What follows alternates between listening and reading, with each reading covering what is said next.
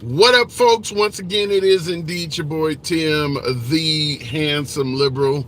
Happy Friday to all you folks. I will switch the visual around on TikTok here. Going to be asking a few questions. Let me get out my notes because it is somewhat of a busy day. By the way, the Supreme Court has ruled something that many of us would wonder, why did it even go to the Supreme Court to begin with? The Supreme Court ruled that someone that has a domestic violence, I don't know if it's an actual conviction or a domestic violence accusation. I believe it's a domestic violence actual conviction, convicted of domestic violence. The Supreme Court ruled you should not maintain your Second Amendment rights. 8-1 ruling. The only holdout, the Honorable Clarence Thomas. So Clarence Thomas is the only Supreme Court justice out of all 9 that believes if you have a domestic violence beef, you should still maintain your Second Amendment rights. Wow, that was ruled upon today. All 8 other justices ruled that a domestic violence beef should actually negate your Second Amendment privileges. But Justice Thomas was down for domestic violence, someone with a domestic violence conviction maintaining their Second Amendment rights. That's astonishing in my opinion. I see the comments a little to the left. A trucker said, "How did I know?" Oddly enough, I suppose we should take the race out of the discussion. Clarence Thomas appears to be the Supreme Court justice out of all 9 that is furthest to the right. Clarence Thomas seems to be a far right Supreme Court justice.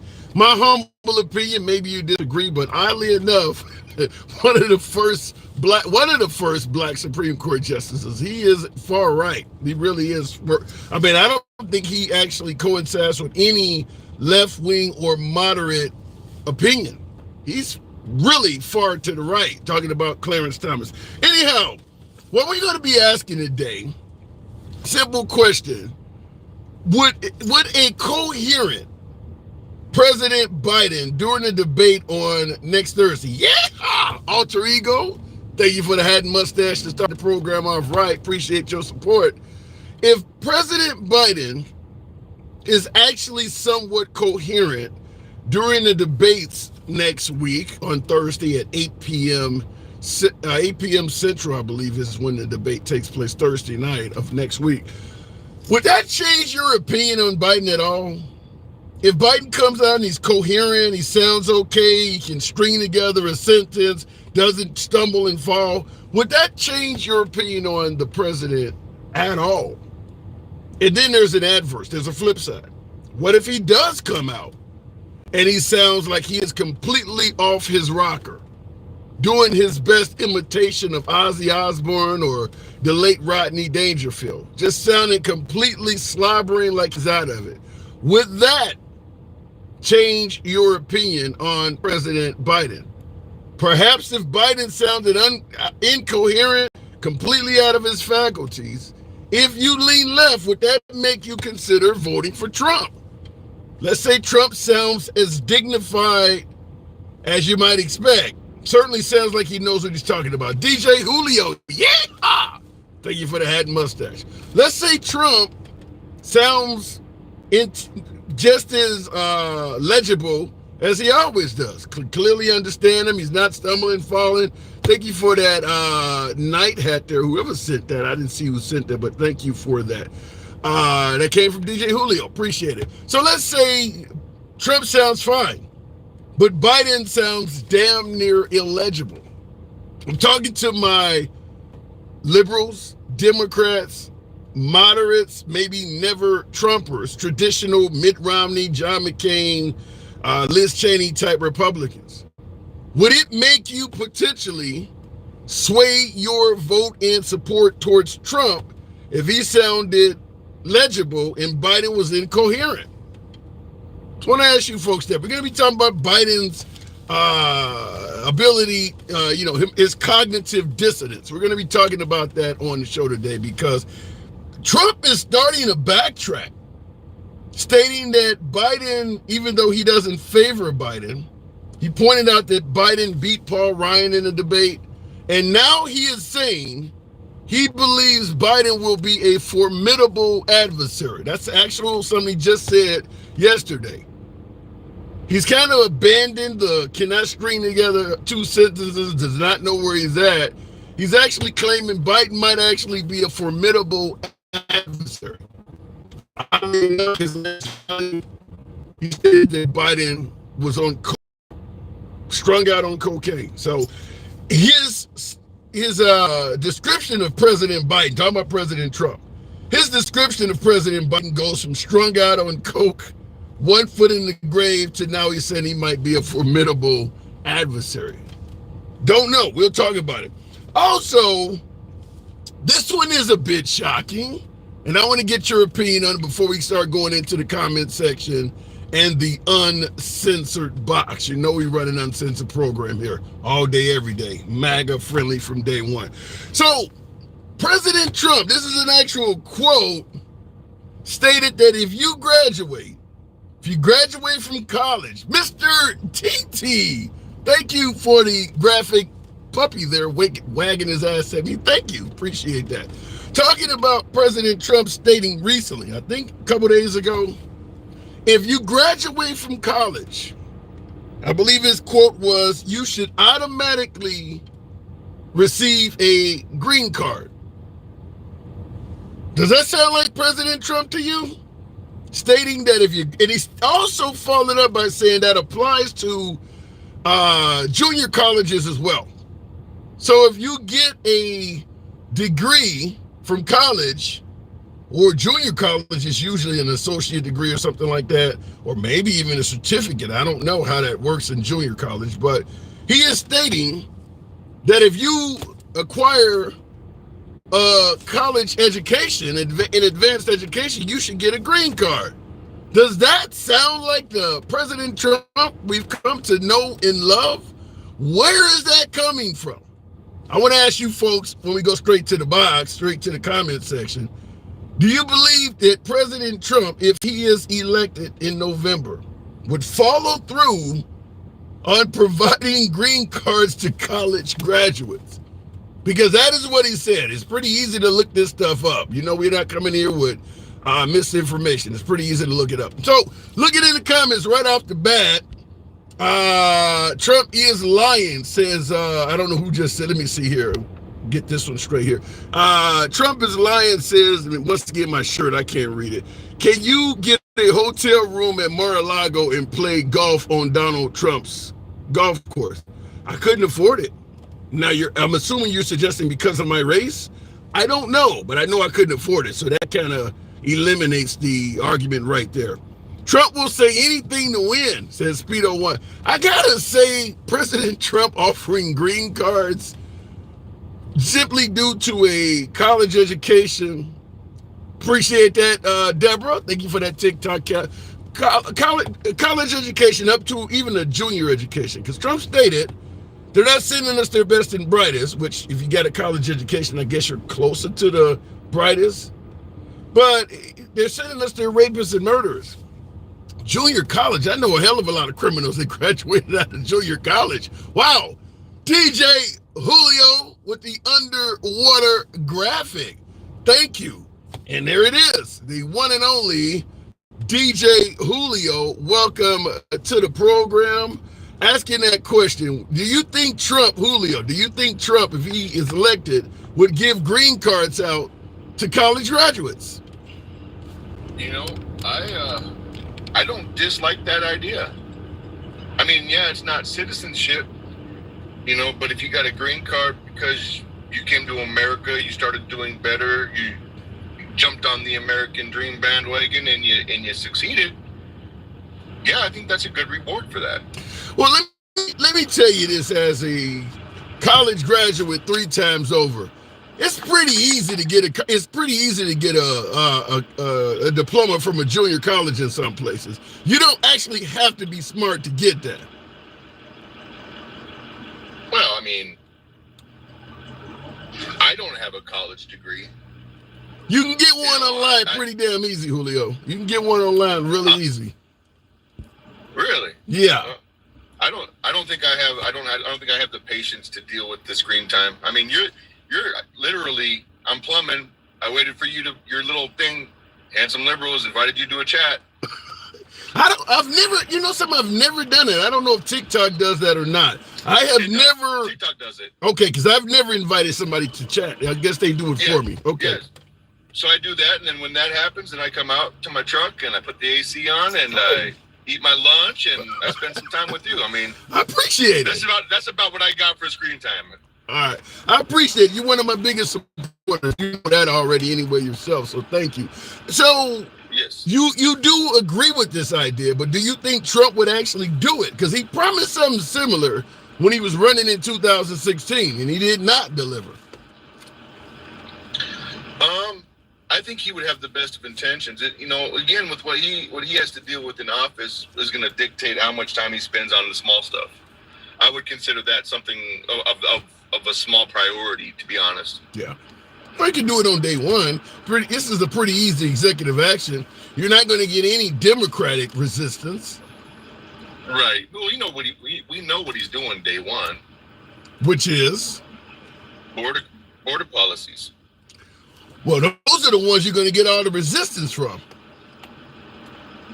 Well, resistance is one thing. Fighting court cases that are nefarious by nature. Example. I mean, the impeachments that came back to be false. I mean, that was just a big waste of damn time. Well, in my opinion. And I'll kind of agree with you on the Russian impeachment because the evidence did not come out as clear. But January 6th has not been litigated. I can't say that January 6th impeachment was just total bullshit. We don't know what the other side, talking about Jack Smith and his crew, we don't know what they have to present. And at the Senate level, when Trump was still president, they just didn't even hear it. Mitch McConnell threw it out. So we don't know what case the government has to show that maybe Trump was involved in it or not. Trump could be completely innocent. I agree with you. But he could also be guilty. We need to hear what they have to present. You're absolutely correct. And I wasn't. The Russian hoax was what I was talking about. J6. I have my feelings on it, and the last time I shared my feelings too strongly here, I had a 7-day break. I apologize. It happens to me too. That's why we on the backup profile. Yeah, nothing you did, and I'm not gonna take the time to do a backup profile. I'll just go ride my motorcycle and smile. But I will say this though, regardless of what happened on January 6th, is it not concerning that Trump refers to that as a good day, has spoken positively of everybody involved? In fact, I don't think Trump has said anything negative about the occurrences on January 6th at all. Like nothing bad happened that day. Well, again, this is just all entertainment for purpose. This is just my opinion. This isn't a fact. This isn't fiction. I'm not saying that it's true. I'm not saying that it's false. Seeing Americans, the ones that stood up, shouted loud, not the ones that, tried to get violent, but the ones that stood up and tried to be loud and state how they felt loudly, that was a great moment. Where they got together and he had his speech and all the people before him had their speech, that was a great moment. It was a good conversation. Why doesn't he do that for Black Lives Matter? Everything you just stated, that Black Lives Matter has moments just like that, where they protest, nothing is burned down, nobody is hurt, but then they have protests where things are burned down. Just like the January 6th, there was good and bad. Why doesn't he do it for them? I think what tarnished the BL movement was in fact all looting, the rioting, the burning the cities. I think that right there. If we would have done that at the Capitol, we wouldn't be having this conversation. I mean, it would be a whole different kind of a conversation. But if you're saying rioting and looting tarnished the BLM movement, why didn't the riot and looting tarnish the January 6th movement? Because it was, in my opinion, it was because of where and what took place. The Capitol, the place where we have to go to talk to our biggest in government, was where J6 took place. BLM stuff and Antifa stuff, that took place within cities, and people that had nothing to do with anything were losing their properties, losing their businesses, losing their stuff. You think those Capitol Police had something to do with the election? Oh, you're trapping me here. I'm just asking. I'm following your lead. I think anything is possible, yes. So you believe some Capitol Police potentially helped Biden out in the 2020 election? I think that the entire establishment had something to do with it. Including the Capitol Police? Not to exclude them, yes. Wow. Or not to exclude them. Well, now I will say this in regards to that whole fiasco. I think we would be far more advanced is if, instead of constantly saying the election was stolen, Trump would use some of the time at his mini rallies to present evidence. Like Mike Lindell, the My Pillow guy, even though he failed, he had a 3-day cyber symposium where he put up graphs and all of this about the election. If Trump actually spent time providing proof, as opposed to just making allegations without it, maybe Sean Hannity could devote an hour on Fox News, or Glenn Beck on his radio program, or any of the other right-wing commentators. Come on in. We're going to give you a whole free hour, couple hours, whatever you need. You got the whiteboard like Karl Rove, or you got a digital screen, and show us the evidence. All he's doing is going around making accusations for 3 years. And like I've said before, when I've talked to you, I do agree that it should be handled with a little more tact. That he should go about it a little bit better of a way. I'm guilty of it myself. I share my feeling. It's not necessarily based by anything that I have in front of me that has fact on paper, but based on, I'm a math guy, so things add up to me. If it doesn't add up correctly, there's something wrong with the math. You got to go back and figure out what's wrong with it. So in my head, thinking about the way things went, stopping the count at a certain time of night, restarting the count whenever I sleep, and all of a sudden having so many more votes, things look fishy. If it looks like a fish, I'm gonna try to drag it in with my pole the best I can, and that's with what I have to look at. Well, based on the math potentially not adding up, then the argument should be something about the 2020 election looks suspicious. Not Trump won by a landslide. That is what Trump is claiming. I agree. Yeah. I agree 100%. I'm going to say this. TikTok humbled me a little bit by freaking banning me twice in 2 days. I wish they wouldn't do it. I won the first one and I lost the second one, but that's neither here nor there. What it has done is it's made a point to me to really kind of listen to what you're saying, what your people are saying, and I do agree that if we're going to go after somebody, we better have our shit in line before we do it. Yeah. That's all I say. Like I said, I'm fine if the election was taken. Even if let's say I want Biden to win and I think he won fraudulently, I'll be first to admit, we got one by, but man, he cheated. I wouldn't hide that.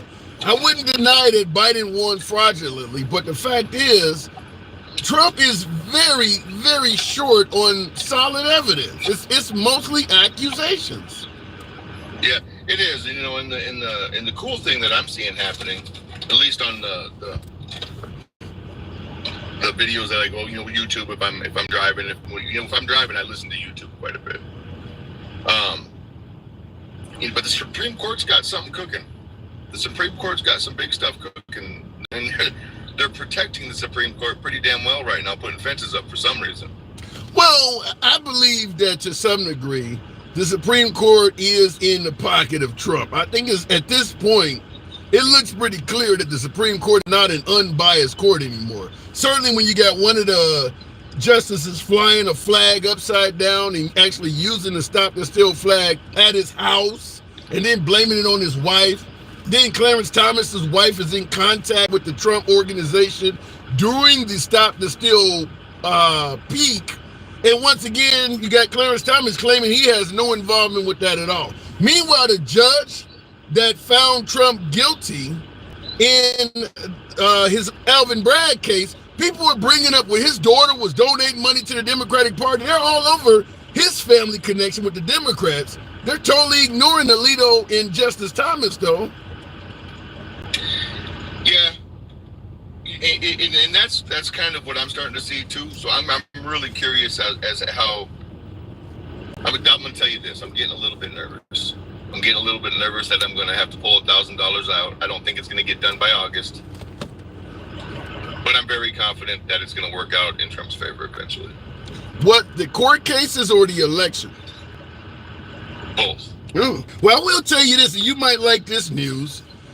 Trump's fundraising has superseded President Biden by a lot. In May, Trump raised $141 million. Biden raised $81. So Trump is raising a lot. I don't know how that'll translate because I think there's enough money on him from both parties already. But Trump is raising a lot of money. Yeah. Yeah, no, he's doing really good. You know, and if you listen to him speak, and he's starting to talk a little more about excuse me, about what's coming next, about what he wants to do in his next presidency. He's starting to shut down the rhetoric. He's starting to shut down all of that bullying, if you will.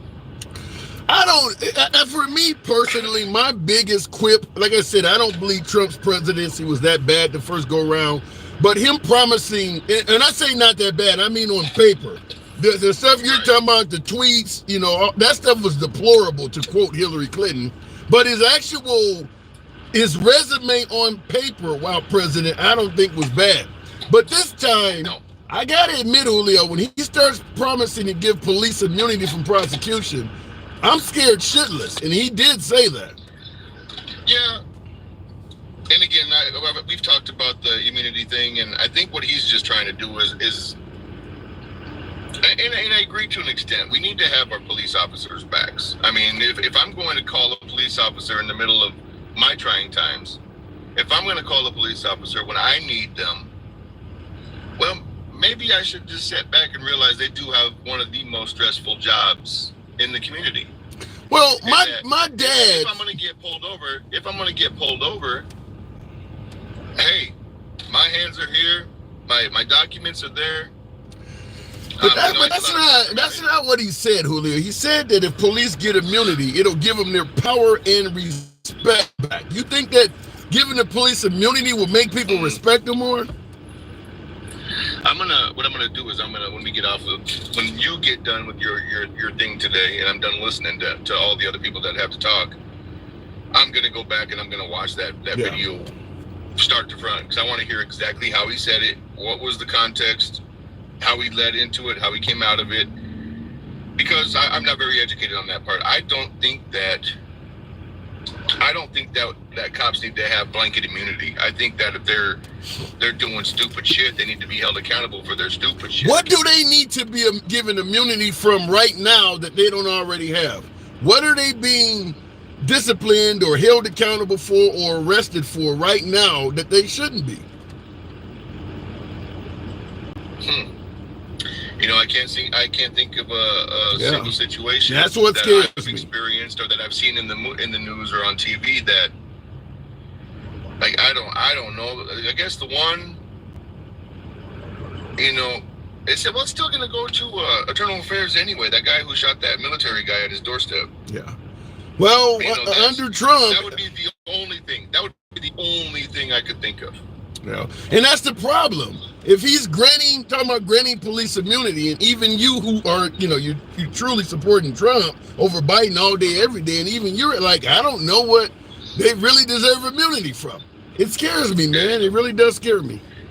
It's a little nerve-wracking. I don't think that's ever going to be. I think that statement, if I had to put myself into his shoes, that statement there is, he's just saying, I stand by blue. Yeah, if he had just simply said, I stand by blue, we wouldn't be having this conversation. No, he said immunity. Not at all. Yeah. All right, Julio, you know what I got to do. Appreciate you. Anytime. By the way, thank you for the support as always. Appreciate it. Yeah. Good conversation. All right, thanks for putting the picture up there. What? I was noticing that in the inbox, I didn't get a lot of hate today, so I'm very thankful for your listeners not hating on me so much today. And maybe it's because they're not all here right now. Right. That's what we're on the backup page, a smaller audience. That probably is what's saving you. Thank you for coming through. By the way, tap the screen. By the way, tap the screen, get the likes on up to about 20,000. We certainly do have a significantly smaller audience on TikTok because we're on the backup page. But YouTube, you folks are rolling with your boy. By the way, they got to beat back the city folks, says Dion Pryor. And I hope it's not police wanting the right to beat people up, as you say, beat up the city folk. But like I said, I don't think on paper Trump was that horrible of a commander-in-chief. Take away the tweets, the insults, and all of that. I don't think what he was doing for the country was that awful. But with the tweets and the name calling and the chaos, yeah, a lot of problems during that administration. However, ignoring all of that, any president or presidential contender suggesting that he intends to get police immunity from prosecution, as he say, because it will give them their power and their respect back. That frightens me. That frightens me. And as my last caller said before I go back to the box, he stated he's going to go and review it. I invite all of you folks to review it as well. But the part I'm giving you is an actual quote. Going to give him immunity because he believes they need their power and respect. I don't know what context you could put it in. Playing devil's advocate, trying to defend Trump. I'm trying to think, what could I say to defend why police need to have immunity because they're being disrespected? I mean, how do you, if I give you immunity from prosecution because people are not respecting you, how does that turn into you suddenly being respected? I mean, this is what he actually said, power and respect. So it is concerning to me. It just me personally is concerning to have a presidential contender say that. Looking in the comments, MAGA loves government when it works for their views. I think that applies to libs as well. Going back to the box, though, the one and only Clinton Walston. Good afternoon. Welcome to the program, Clinton. Tap the screen, folks. Much smaller audience on TikTok today, but we'll make it happen. Clinton, good afternoon. What's up, brother? Not much at all. Asking a question, would a coherent President Biden, talking about, he can string together two sentences. He's standing there without falling. Would a coherent Biden during the debate next Thursday change your opinion on him at all? Hell no. So in other words, when folks are saying he don't know where he's at and can't read without a teleprompter, it really don't matter. Nah, it ain't gonna matter. I mean, he's, even with a teleprompter, we have to kind of translate what he says sometimes, and sometimes he's coherent. I mean, the thing about it is, a lot of his policies I don't agree with, the open border, the raising taxes, this and that, and I just don't like it. Ain't nothing gonna change my mind. Right. So so in other words, his cognitive abilities is meaningless to you. Yes. Right. It's I had a granddaddy who had dementia, and he was in and out, and then he was good, and he was in and out and good, and it's just not really stable for what used to be one of the strongest superpowers in the country to have a leader like it. And I would say it if it was Trump. If Trump was going in and out, I'd say we needed somebody else to step up. No. Well, at the end of the day, even though Trump is not, as you say, going in and out, he's no young man by any stretch of the imagination. No. Do you feel confident that Trump will sound like he does now, 3.5, 4 years from now? Some people get dementia, some don't. Who knows? Because he will be in his early 80s too. He's not a spring chicken. Yeah, you're right. None of them's a spring chicken. They all make that. They all make that a career politician thing. And the thing about, I think Trump, it can't be bought off, and that's why people hate him. A lot of people in Washington hate him. Well, how do you know he can't be bought off? Was anybody trying to really buy him off? For all we know, Obama can't be bought off. We don't know if anybody was trying to buy him.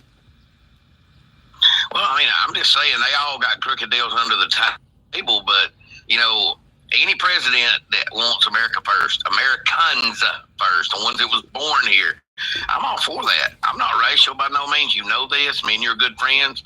I mean, hell, I give you a key to my house, let you lay up like a yard dog. I don't care, you know. But I've got friends of all kind of nationalities and stuff.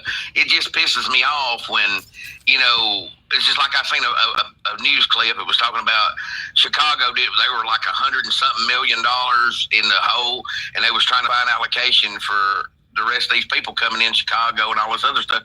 And you know, they got people up there that's hurting and people that needs help and stuff like this. I just believe you take care of what you got, and then if there's any resources, let you take care of everything else. I believe you don't go out here and have 38 kids and you're making $9.50 an hour. I mean, you know, you're living beyond your means. You know, you can't take care of them. So why? So what do you do now that you brought that up? You don't have 38 kids if you're making $9.50 an hour. What do you do if a mom who's making $9.50 an hour has a pregnancy in a state that doesn't want her to abort the kid?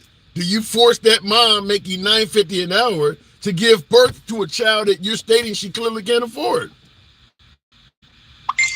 No, I think it should be left up to them, but I mean, they shouldn't be having kid after kid after kid after kid. What a lot of people don't realize is, and it'll kind of tie into what you're asking, is my ex-wife, her cousin in Georgia had 7 different kids by 7 different men. Wow. And I asked her, I looked at her and I said, why in the hell did you do that? She said, I ain't got to work. And I mean, that's, you know, that's bullshit. I think a man is, you know, when you go to court and you're paying child support, they want a man to step up. That's cool. That's a man's role to step up. I believe that. I truly believe that with all my heart. But when you got a woman that sits there and enjoys, 30 minutes of pleasure just to get capital gain off a man where she don't have to do nothing, that ain't right. That ain't right. It should be, a man should have a choice in an abortion just like a woman. If the woman don't want it, let her have it. Unless, like you always ask, unless it's a medical emergency, or something's going to be really, really, really wrong with the baby. I totally get this. But, let me interrupt you, Clinton, and ask you this. You do realize living off of welfare is not some cushy, comfortable life, right? I mean, I grew up with a welfare mom. I mean, it's not anything to brag about. It's eating, you got enough to eat, but that's about it. It's not a very cushy life.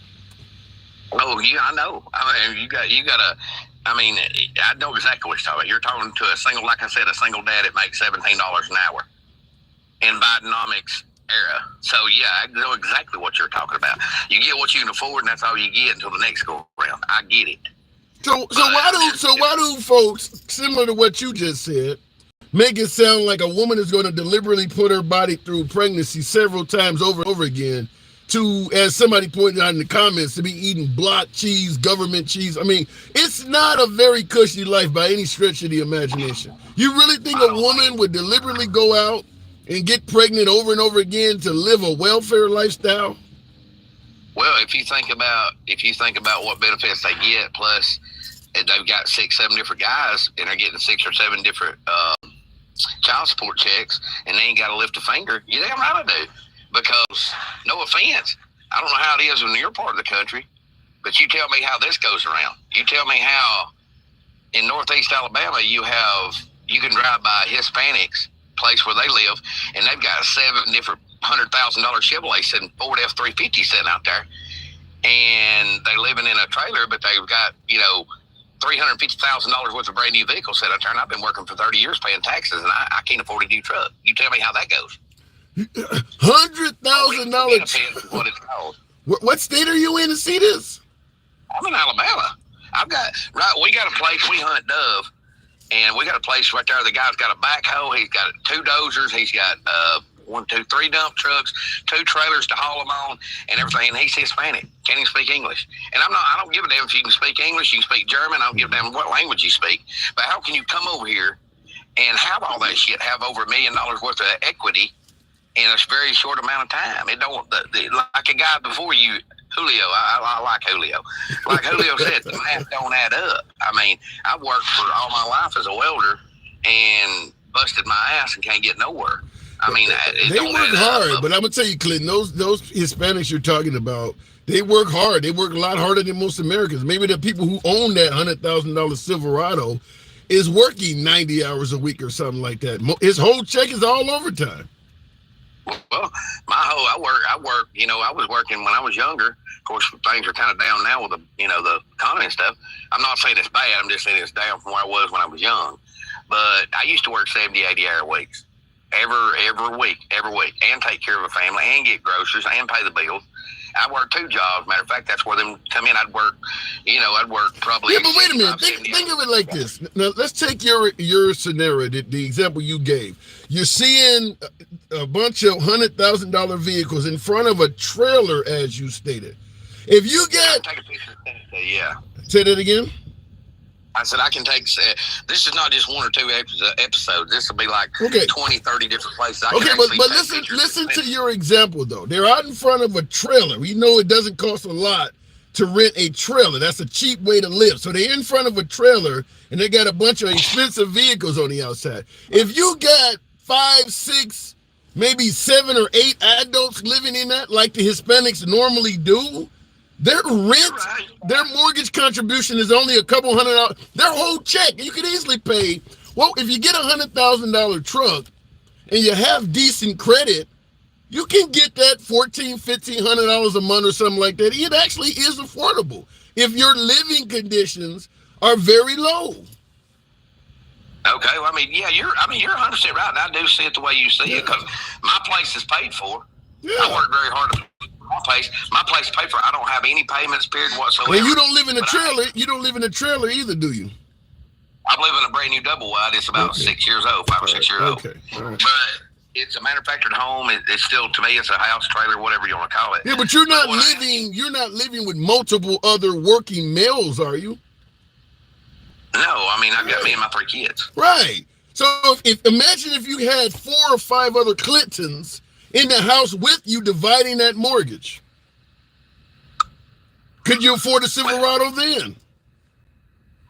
Well, like you said, they don't have a mortgage because what they do is they charge them by the head. They go in there, whoever rents that trailer to them or, whatever, they go in there 1 week, they might go on a Wednesday. Next month, they might come in on a Sunday.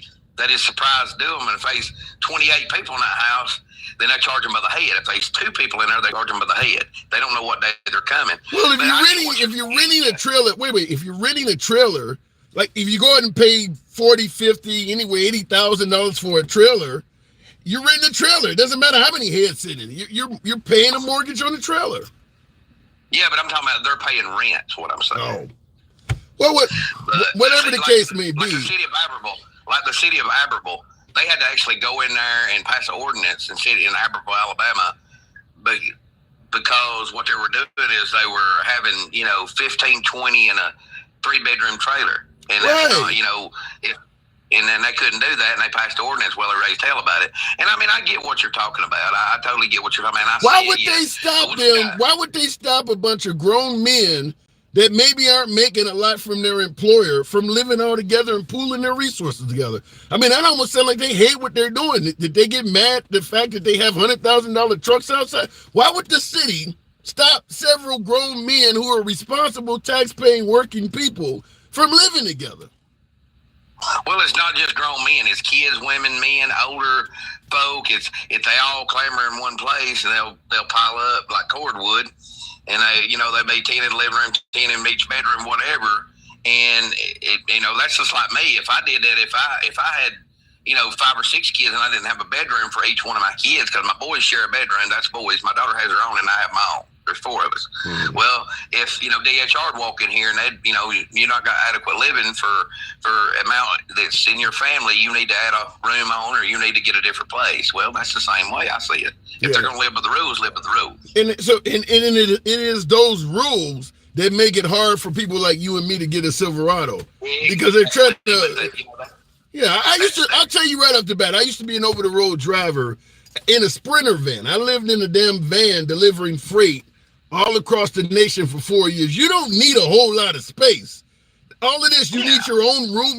You actually don't. Certainly if you're working 80 or 90 hours a week when all you're doing is coming home and going to bed anyway. In my opinion, that law is damn near oppressive. I mean, I get what you're saying, and I agree with it, because here's the way I see it. If you own your own place, they should be able to tell you what to do with it. That's for one fact.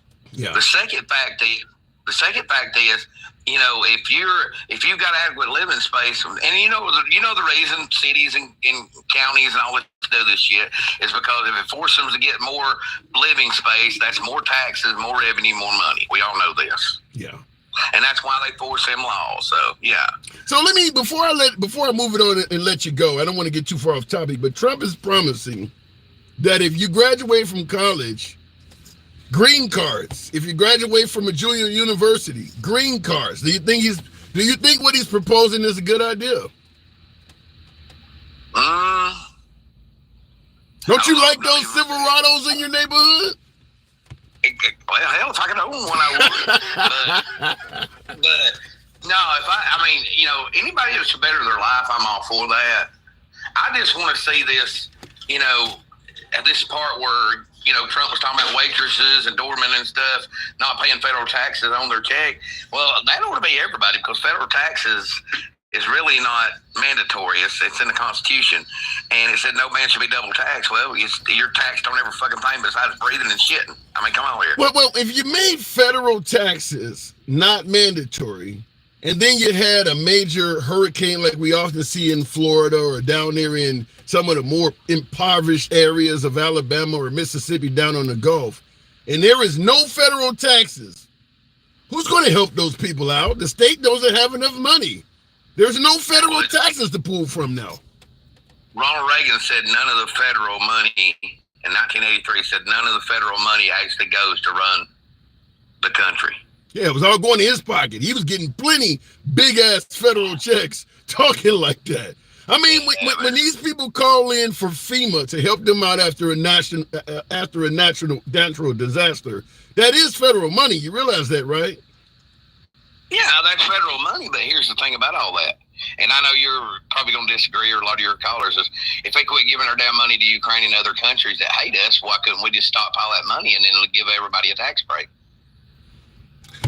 You know what I always say. I don't think they're going to help us out no matter if money going to the Ukraine or not. I mean, you're right. They're just we're all enslaved. I mean, that's, you know it and I know it. I mean, hell, you know, if they're going to take federal taxes, they're to take federal tax out of your damn check, like maybe 5 or 10%, and then everything else you do don't get taxed. I mean, just like I told you 100 times, and I've sent you several videos you need to watch on your DM. But you know, what they ought to do is straight up. You know, when you go, like I told you, when you go to a damn restaurant or you go to a store and they take tax money from you, the people who own that business not paying taxes. They're collecting taxes for the federal government out of your pocket, so that exempts them.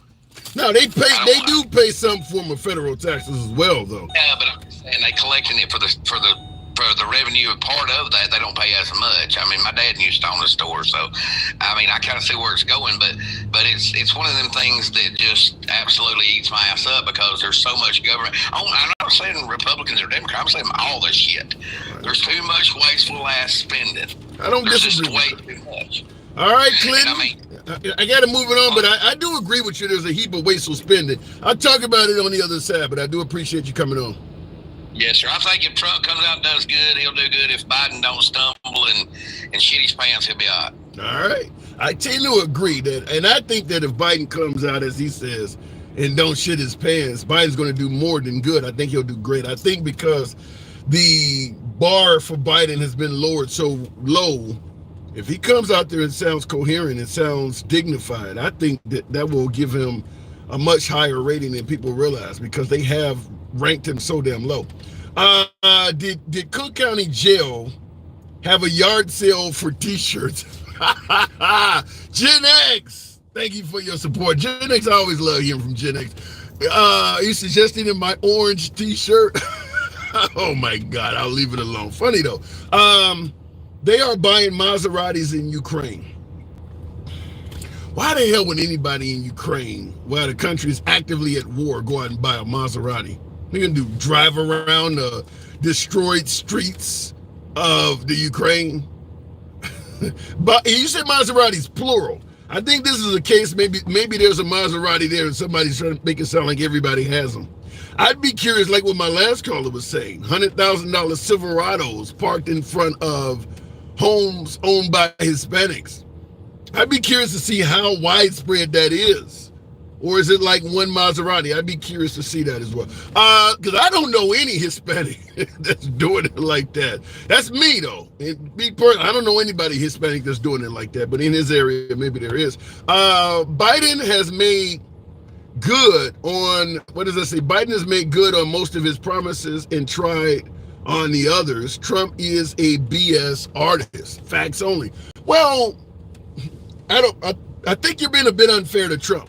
You say Biden has made good on most of his promises and tried on the others. I think when it comes to Trump, he at least tried on all of his signature promises. Drain the swamp, build and replace, repeal and replace Obamacare. He tried. John McCain stopped him. He absolutely tried to build a wall and defend the border. So I think you're being a bit unfair to Trump. Now, I don't believe in participation trophies, so I don't give a damn what you tried if you didn't succeed. But he did try. I will admit he did try. Looking in the comments, plus whenever FEMA gives that money, it circulates that money back into the economy, paying a hardworking people to do jobs, and it creates jobs whenever natural disasters come by. Yeah, it does. And natural disasters also create a lot of scam artists, but that's a whole different conversation. Going back to the box, though, Stick the Ruler giving out green cards to college and graduates of junior colleges as well. Stick, good afternoon. Good afternoon, Hansel. How you doing? I'm doing good. You think Trump really means it? If you graduate from a college or a junior college, automatic green card. It just sounds good.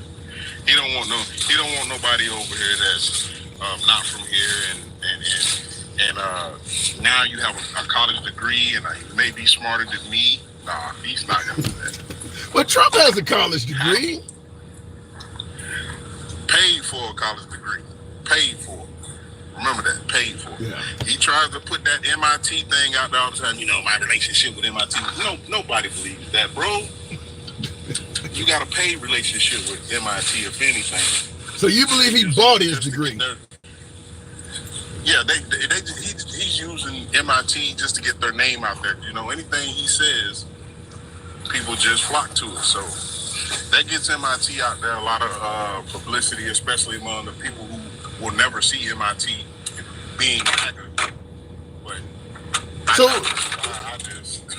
so even with what Trump is saying, this is coming from Ali on YouTube. He says, fact check. Trump, he is still better than the guy taking a shit or a dump. So in other words, even though Trump may be saying a bunch of malarkey, as Biden would say, he's still better than Biden because Biden has, zero cognitive dissonance. What say you? I would say that Biden ain't in court sleeping and farting. Biden don't have to have the elevation in the front of his shoes to be, so he won't tip forward. Those are all the signs of somebody's mind just mush.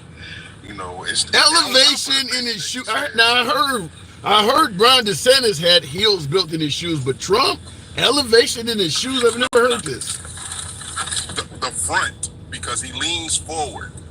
That's a sign. If you look at, that's one of the signs of dementia / cognitive decline. He leans forward. So what they had to do was put some padding in the tip of his shoe, and the front of his feet, so he doesn't tip so forward so much. But what is this, like the leaning? What is like the leaning tower of MAGA? Well, yeah, basically that's what he is. The leaning orange tower of MAGA. I've never heard this. Give it to him the right way. Yeah, I've never heard this. Yeah, where did you get that information from? Somebody on YouTube is saying fact check this guy. Where did you hear that? Well, no, you can fact check it. When they was going around talking about Biden and his speech, they showed a lot of his speeches, and they showed they had a person basically that diagnosed people And just off his motions, him leaning forward, he likes to lean forward, and then you'll see him bounce on his tippy toes, catching himself before he tips forward. So what they did was, the trick is, let's give him some balance towards the front of his feet. And that's what they did. What the hell is he, Deion Sanders all of a sudden? Well, Deion he's missing 2 toes. He has a reason. Yeah, he had an amputation. That's what it sounds like, though. And that's from actually stopping and going, and he had turf toe a lot of his career. But let me ask you this: with so many folks saying that Biden is out of it, let's say he does come out there and he does sound like Rodney Dangerfield or Ozzy Osbourne. He's slurring his words and things like that. Would that maybe perhaps make you look towards Trump? If Trump sounds perfect, but Biden sounds like he really needs some help or has to get guided off stage or something like that, would that make you consider Trump? No, it would not, because I would rather the guy, being that they both have cognitive decline, I would rather have the guy that will listen to his handler, if you may, and would make sure that basically the country is kept together the way it's supposed to. Trump, I believe his cognitive decline has told him, wham, wham, wham, wham, wham, I want what I want, and I don't care about nobody else. And then MAGA is actually being the spoiler by just letting him have his way and not letting him know that he's wrong. So now hear this side. I'm finding out information as we speak. Gen Xer says they're doing the debate sitting down, so Biden can be seated on a toilet disguised as a regular chair. Oh my God! But the debate is seated. Why are we talking about Biden and a toilet when Trump is the only one that's known to be farting in court, like in front of everybody? I did hear that. Yeah, stop putting stuff that Trump is doing on Biden. Biden is not known for being Mr. Shitty Pants. He's not known for that. Somehow, we're all going to go to hell for making fun of old men with possible medical issues. I mean, because we're talking about making fun of the mentally ill, making fun of the elderly. There's a whole lot of that going around here. Well, I'm not making fun of them. I'm just spitting a fact. I'm telling you facts. Like I'm saying that they had a camera or they had people in the courtroom reporting what was going on, and that's what was going on. I'm not making fun of them. I'm asking the question is, why are you putting it on Biden, which doesn't have that stigma that Trump has? Yeah. You're putting a stigma that somebody else has on somebody else. Yeah, I'm just making it clear. Well, Trump was reportedly farting quite a bit, and it was apparently very smelly while he was in the was it the Alvin Bragg or was it Letitia James? One of those cases. It was the Alvin Bragg. Okay. It was the Alvin Bragg case. Yeah, that was reported. Not only that, it's also been reported by somebody that's not Republican or Democrat. It's just somebody that was around him during the time he was filming, saying that he wore diapers, and they would have to clean them too. Like, wow. This is all like information again, just like I was telling you about how he did with the gas. You can just go look it up. The guy's already been vetted in the sense of he was around them, and he was, in a sense, now that we know what he does, like changed them and all sorts of it's weird, bro. Yeah, but it's there. Oh my gosh, no, that sounds nasty. Weird, but it's there. I got one, but before I let you go, apparently Trump is outraising Biden by a lot. In May alone, Trump raised $141 million in campaign funds. Biden only got 81. Do you think that is telling any kind of story at all? Okay, so Mar-a-Lago is worth $2 billion. Does that sound right? No. But this isn't coming from the Trump campaign. I mean, there's major news stories that are reporting that Trump is. Go ahead. But what I'm saying is, where are they getting? How do they know what he raised if the campaign isn't telling them what they raised? Well, here's the thing. Well, I believe you have to legally report that, don't you? Well, I mean, whether you legally report it or not, Just like Trump got on there and said, we raised double what Biden raised yesterday. When Biden raised, I think it was 25 million. Trump said he raised 50 million. Was it true? No. Okay, so why would I believe, if it's not true then, why would it be true now? Because these stories aren't coming from Trump, is why I'm saying that. But again, if I have the evidence to say the IRS said that they reported this, and this is what we're going to tax them on, or not tax them on, or however that goes, that's different, because that's the IRS. They're not going to play. Right. That's the three people that you. So in other words, you don't believe it. I don't believe him if it actually came from his camp and his. No, I don't. All right, fair enough. I probably never will. So is it safe to assume, before I let you go, that you believe Trump is a generally dishonest individual? Yeah, I will say when I first learned about Trump, I would have believed anything he said too, because guess what? All the rappers were saying he was rich. He was saying he was rich. Other people were saying he was a rich elite. So you go along with it. But now the Pandora box has been open, as he says. Yeah. Now we know and we see that he's not worth that. He don't have that money on hand. His properties are not worth what he put down. He lied about Stormy. He lied to his wife about Stormy. So he's just lying, bro. Yeah, I will agree that I think there is enough actual evidence that Trump is not honest. I mean, he's been caught in a lot of lies. I'm not saying it doesn't mean Biden hasn't been caught in things people may bring up as well, but Trump has been caught in a lot of lies. I got to move it on, Stick. Okay. Let me just put it to you this way. Now, if we're doing lies as in worth, he's doing billion and trillion dollar lies versus Biden is doing middle class lies, $39,000 lies.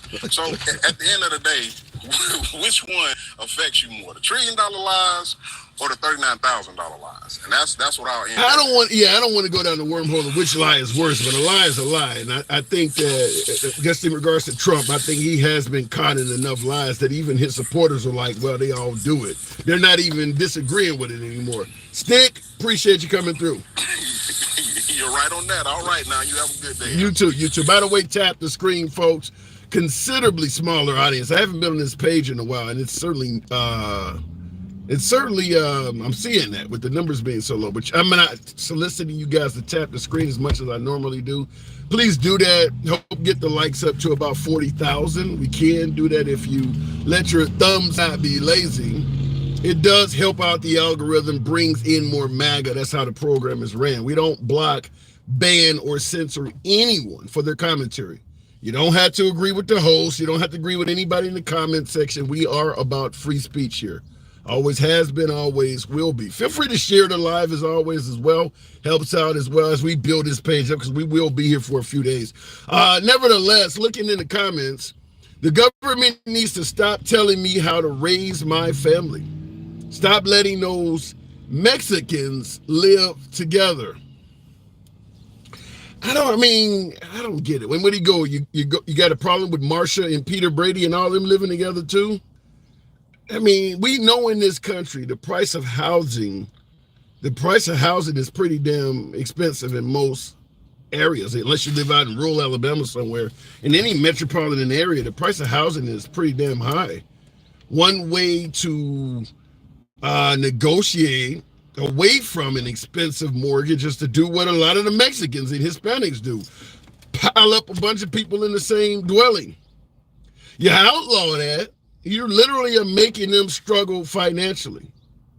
If they're happy all living together, no crimes are being committed, they all got jobs, why is that a problem?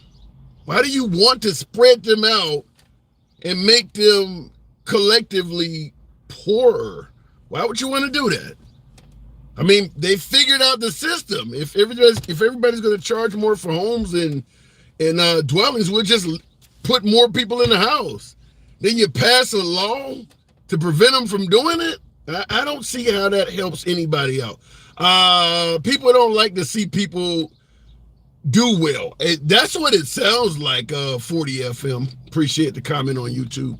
I mean, I'm just gonna hate on them because I don't want to live in a dwelling with a bunch of other adults. It's just me and my spouse, and maybe we got our 2.5 kids in a picket fence. And I believe that's how the American dream is, and people should live that way. So I'd be damned if I'm gonna let my neighbor have 5 or 6 adults in the house all working together, and they got more shit, bigger TV, bigger car than I do. I want them to have to live the way I think Americans should live. Instead of all them living in that house together, they should have to get 3 or 4 houses based on the population of their dwelling. That's what it sounds like to me. I'm not a fan of it. If they're not hurting anybody, leave them alone. Looking in the comments, though, how do you have 2.5 children? Larry, that is the statistic. You know, Americans have, I get your point, though. He has to pay for that truck. I don't. Yeah, that's true. That's true. Everybody has something they put their money into. I like to travel. I spend a lot of money on travel, but I don't have a fancy home or fancy this or that. I mean, I like to travel. Some people like clothes or they like shoes. Some people like a big ass house and they're struggling on everything else. Everybody spends their money differently. If they don't mind living 10 to a house and then they're putting their money on a Silverado, as long as that truck has proper registration and the license in a driver's, if the driver is legal, I don't see the problem with it. Going back to the box, we'll go to user 670. Thanks, some of you folks are tapping the screen. Certainly get the likes on up on YouTube to around 70. This is an uncensored program, MAGA friendly all day, every day. User, good afternoon. What's going on, Handsome? How you doing? I'm doing real good. Talking about giving green cards out automatically to graduates from college. Trump says he would do that. Does that sound like Trump to you? I think at times you have to say things that you feel that people need to hear. I think that's what he's doing right now. It's a political ploy that he's utilizing to get people to see him in a different way. His rhetoric is not going to change. When backed against the wall, he's going to come out and still spit the same thing that he spits all the time, right? He's not going to change it. But right now, he's in a calm place. He's saying what he thinks people wants to hear. He's seeing that President Biden is saying certain things. A lot more things are happening to immigrants. So he wants to kind of train in right now. Your signal is you're breaking up. Yeah, your signal is breaking up really bad there. So you believe what Trump is doing is just you said you believe what Trump is doing is just lip service. Yeah, I can hear you.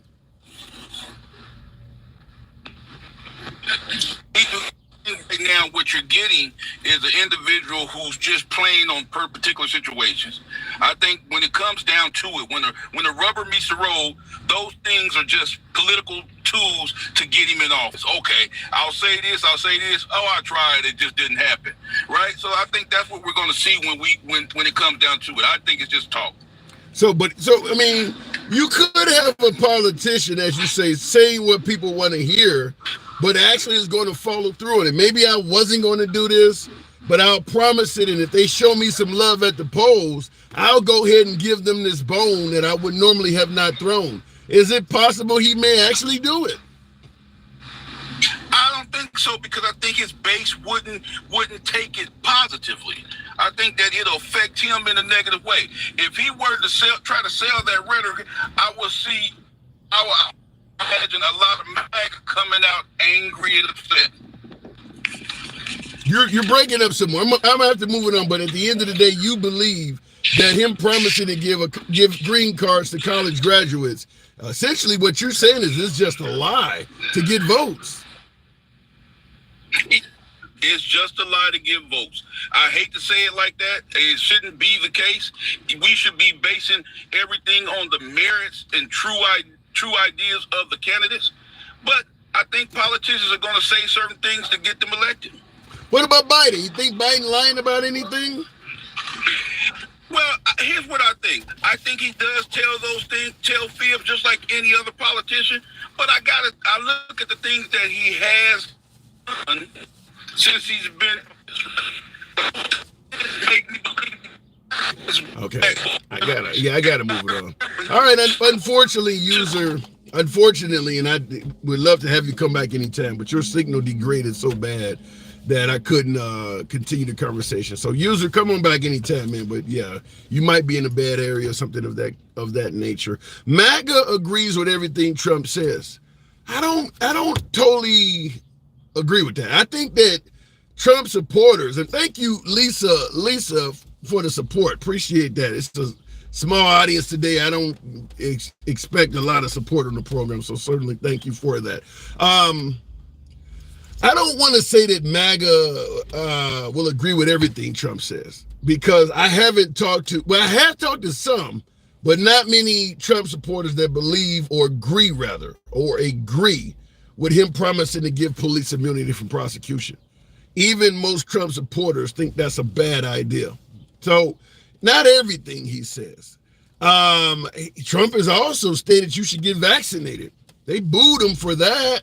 And that was at one of his own gatherings. So I'm not going to say that they are 100% behind him on everything he says. I'd probably put it in around high 90s, though. High 90s. I get your point.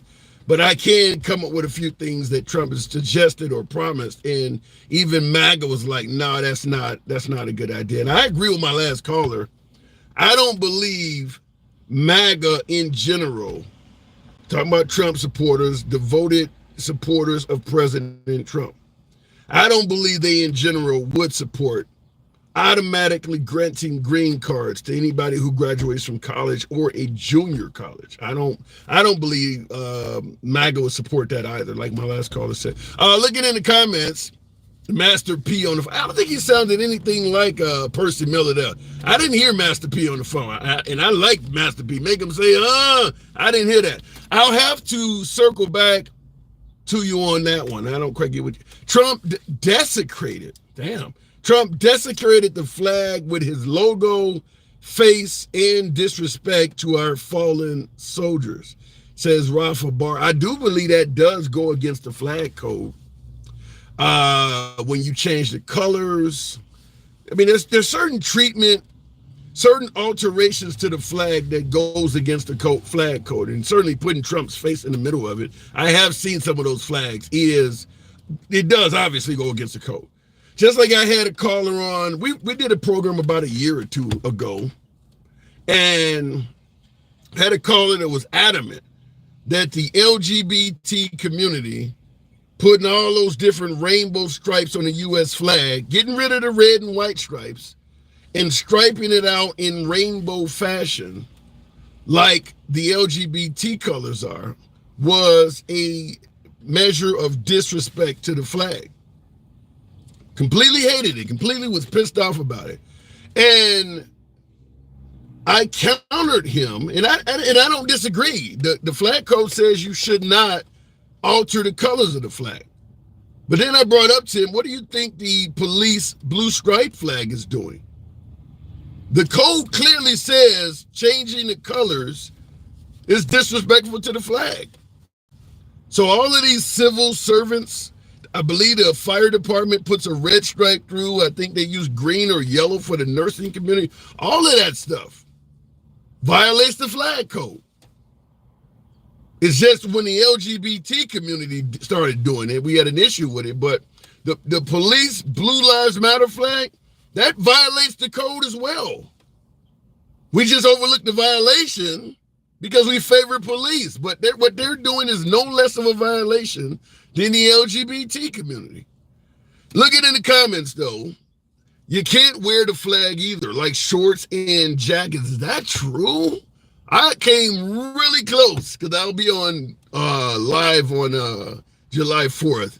Came really close to buying a designer polo shirt that is the flag. It has the stars and stripes across the lower end and the red and white stripes vertically on the high end. I was going to wear it under. Wow, you can't wear the flag, huh? That's crazy. You go to Walmart, that's all they're selling around this time. Is clothing designed it. Wow, that goes against the flag code. I've never heard that before. Looking in the comments, even Captain America wore the stars and stripes. I didn't know wearing the flag was a disrespect to it. I guess they'll put it on your ass when you're dead, though. Don't they drape you in the flag when you're dead? When you're deceased, they do it. Huh. Didn't know you couldn't wear it. Like I said, it's not my program. It's not your program. It's ours. I don't have all the answers. I learned a lot, and that's one of them. Flag code only applies in certain contexts.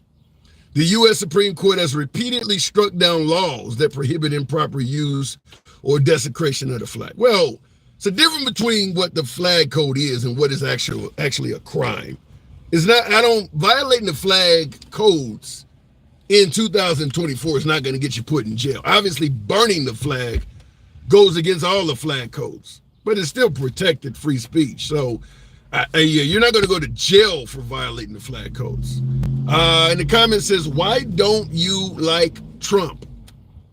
Personally, myself, and I'll go back to the box after this statement here. By the way, tap the screen. Just get it up to about 50,000. Maybe it'll help out the algorithm. I don't know. The backup page is just not effective. We normally have about 4 or 5 times as many people in here, but tap the screen, certainly get the likes on up for my TikTokers. YouTube seems to be fine. Why don't I like Trump? I don't hate Trump. I don't, like I've said many times on the program today and other days, I don't believe on paper describing what Trump did as president was all that bad. I think it's the mouth, the tweets, the internet, and all of that shit that really hurt him. I don't even think liberals are bitching about Trump's job numbers, the price of fuel. We didn't have a lot of major military conflicts around the world, inflation. I don't think a lot of liberals really are upset with how Trump led the nation in terms of policies. The problem is the rhetoric, deliberately trying to piss off people, and then acting baffled, shocked, and bewildered when they got pissed off. Weren't you trying to do that? So I think that was the issue. I don't think his policy. Listen, I lean left socially. Trump does not, but I don't hate him. I mean, he would have been just like George Bush leans right. I lean a little bit left, but that is what it is. I think Trump came to office, and the goal was to piss people off, and then he started sounding like he was shocked that it actually worked. So I don't know where to go with that, but like I would agree with I think that says Tramika Rios. His mouth has consequences. That was the whole goal of both MAGA and Trump, and it still remains so. How can we get the people? This is what MAGA and Trump are trying to do. How can we get the people to focus on what Trump did as a leader and ignore everything that's coming out of his mouth? How can we get it to a point where Trump is able to speak without consequences? That's been the goal since day one, and it just doesn't work like that. But that has always been the intention, is we got to somehow, some way, get it to the point where the people of this country, the voters in particular, are willing to ignore everything that's coming out of his mouth and only pay attention to the policies. And I don't think you can ever do that. I don't think that'll ever work.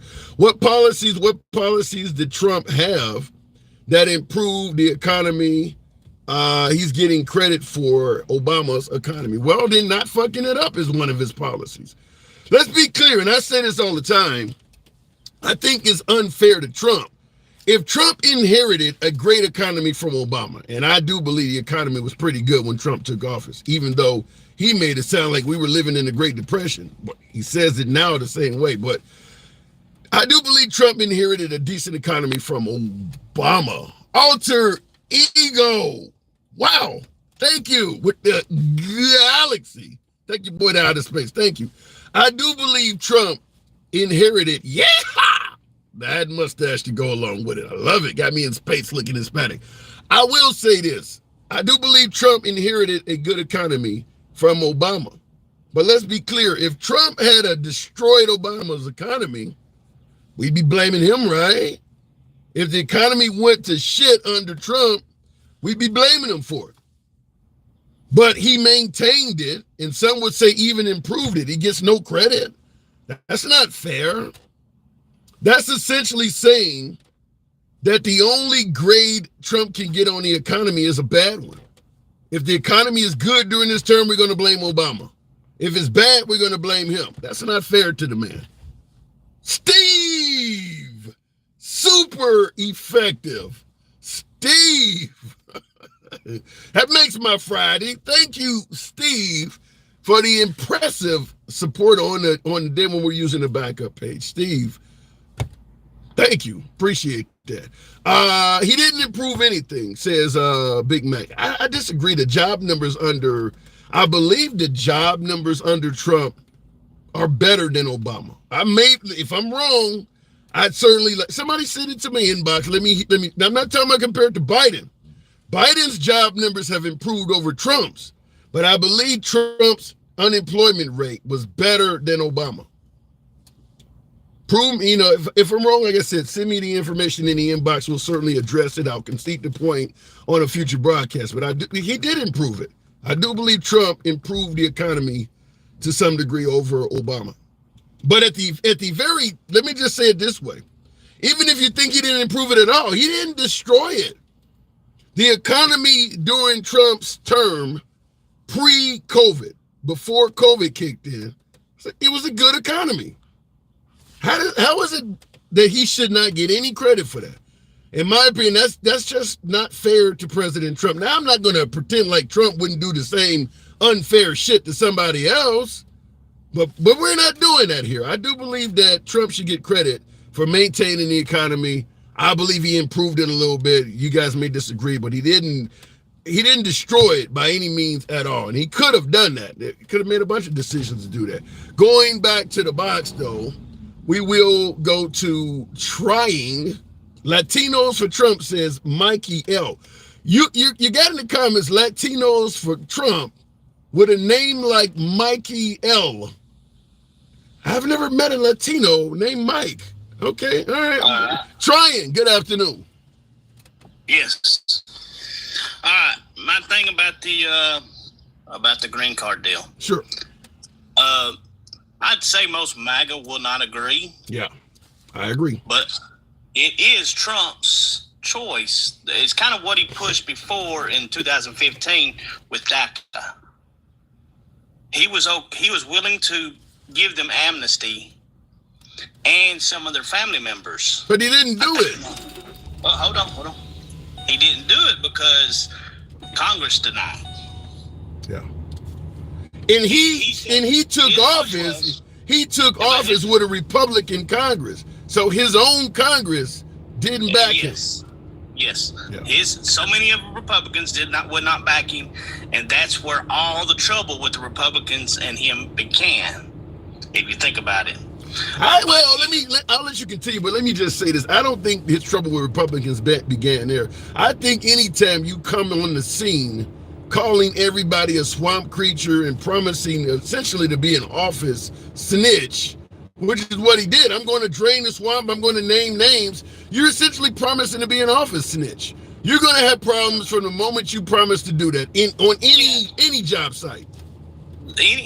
All of the lifelong politicians, yes, you're going to instantly cause. You don't need to be lifelong. Obama would have had problems promising that too, and he certainly was not a lifelong politician. Well, I mean, Obama's big issue was Republicans. They disagreed with everything. Well, but Trump was saying that Trump was saying the swamp consisted of Republicans too. Yes, but I'm saying Obama's big issue was the Republicans did not agree with him, period. Oh, well, yeah. Especially because of but neither, and history has proved this, neither Republicans or Democrats were for fixing the immigration. There was reasons for that. Republicans were benefiting, Democrats were benefiting. Both were benefiting, so they was not going to make it okay. Because once you make these people where they are capable of getting jobs legally, which an illegal alien is not legal to get a job legally, federal law. True. But once you make that capable, that means they're going to get more money. Okay. Because you'll have laws that will call for it. Right. So neither one of them want it. So once they ever got that passed, they wouldn't like it. That's the reason why. So when Trump is promising to give green cards to college graduates, is this something you think would actually happen? Yes, yeah, I believe it because of his admitting on the DACA recipients, and like I said, he was going to have an 11 million number on it. So that was a pretty big number. So, I mean, I don't have an issue with it. Now, people do call me MAGA because I do step in on a lot of the one sides. I guess I may lean a little to the right. Nothing wrong with that. No. I enjoy talking. I don't have an issue with anybody being MAGA. But in regards to, I'm not MAGA. That's the thing. I'm not MAGA. You lean right, but you're not MAGA. Yeah. Okay, I get that as well. So what do you think about this debate coming up next Thursday? If Biden, because you say you lean right, you're not quite MAGA, but you lean right. If Biden comes out there and he doesn't sound completely out of his mind like Trump has led everybody to believe, would that change your opinion of Biden at all? No, because I mean, I am 50 years old, so your mindset's kind of preset. Okay. So even though we're talking about Biden as an old man and out of his faculties and things like that, it sounds like it really doesn't matter for most voters. Yeah. I mean, I think it's going to hurt Biden. It will be more likely to hurt Biden if he does crap. Yeah. I don't disagree with that, but what if he comes out there and he sounds dignified and he doesn't measure up to everybody saying he can't stand up? What if he comes out there and he looks perfect? How do you think that would affect him? I'd say the only people it mattered to is independents. What about the notion that if he sounds perfect, that means that all the stuff Trump has been saying about him at rallies is a lie? You wouldn't hold Trump accountable for saying that this guy can't string together a sentence, don't know where he's at, and then he appears on national TV and he sounds perfect. Wouldn't that make Trump a liar on that? I'll tell you what's going to hurt. I'll tell you what's going to hurt him. What's going to hurt Biden is he's going to take 7 days off where nobody hears him or sees him or anything. And they're going to be like, well, it took him 7 days to get prepared for this. And Trump is going to be on everything, everywhere.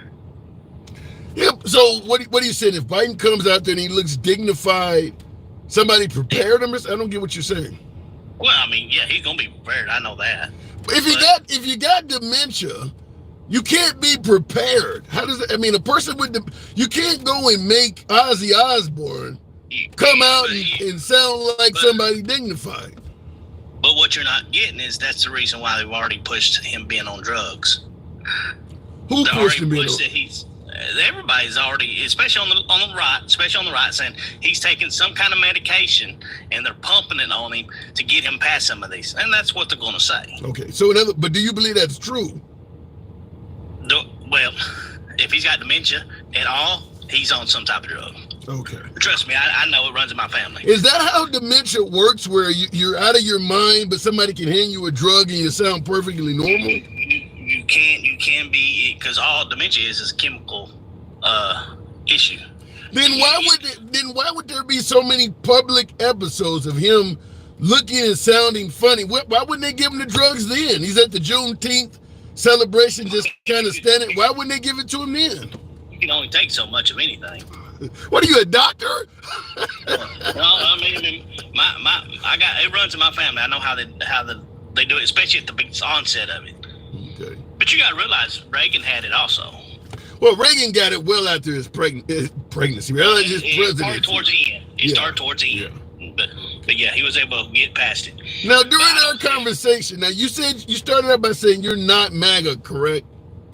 Yeah. Okay, I just wanted to point this out because in the comments, Pep said, I swear to God, someone is paying them to say they are not MAGA. I don't understand. So, because we get callers and folks will say I'm not MAGA. And I see also Monk DT is saying he is MAGA as well. You got a lot of folks in the comments that believe you're MAGA.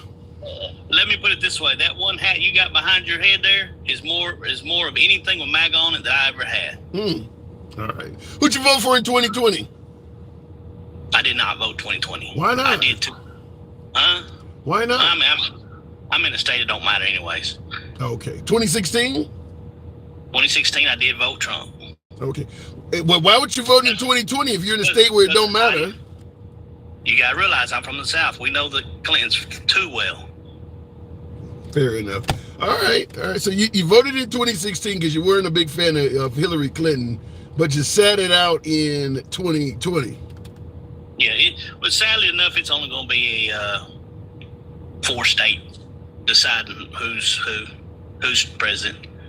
What about now in the comments? Carlos points out that Trump is a felon. Does that make any difference to you at all? He is now a man with an official criminal history like that, 34 felonies. You have to look at certain things.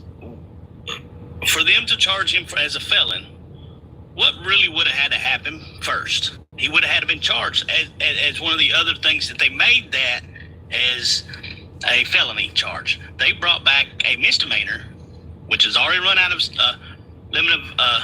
statute of limitations, and to make it a felony, they would have had a charge on him that never been charged, as far as they claim the campaign donation or whatever it is. It was never charged, which is federal. Federals chose not to charge him.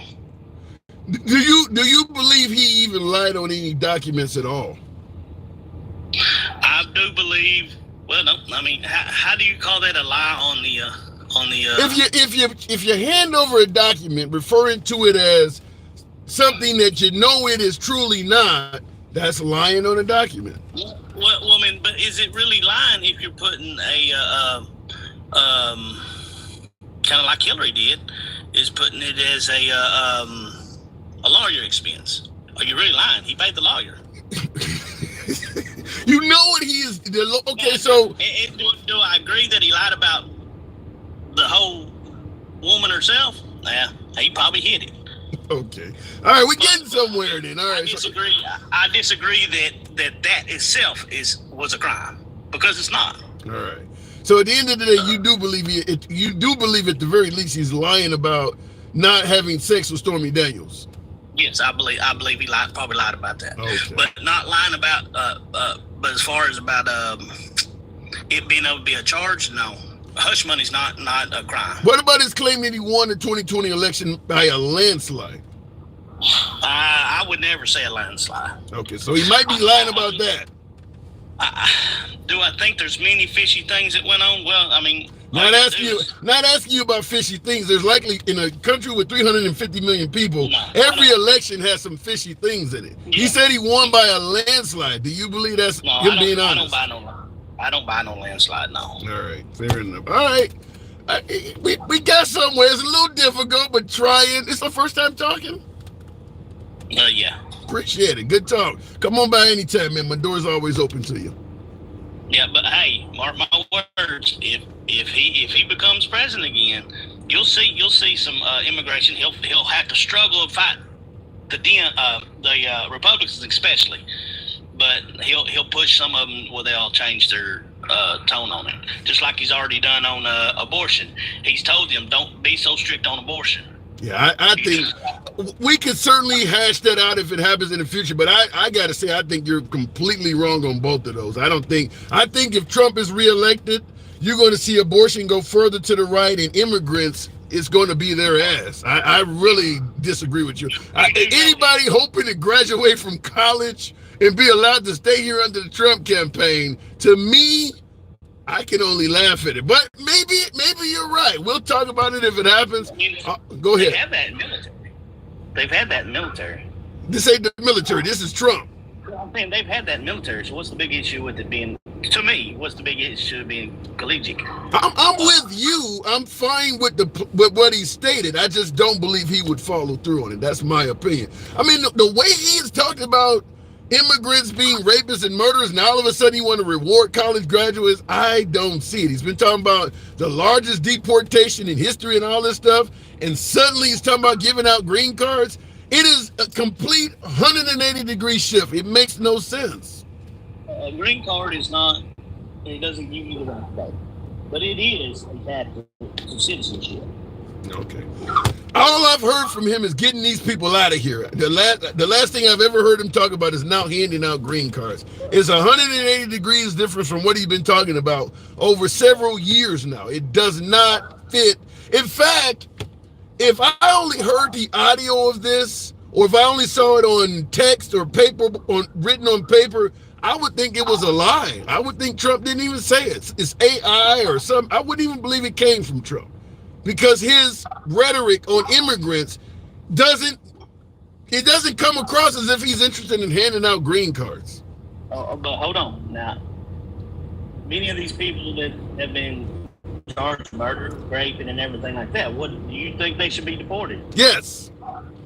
I don't think the ones that get, if you charge a rape and you actually caught like this one guy, or murder, I think they should just waste a bullet and save us everybody murder. But if you're a lifelong criminal and you come here and you get caught several times, I believe you should be deported.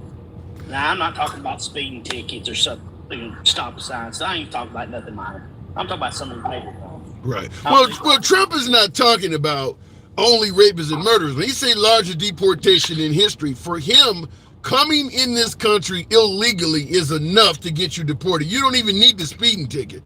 The fact that you're here and you don't have a legal right to be here, that's all you need. You don't need to commit any additional crimes. You are here. You don't have a right to be here. If I find you, I'm kicking you out. No, I mean, I don't believe that. I don't believe that was his.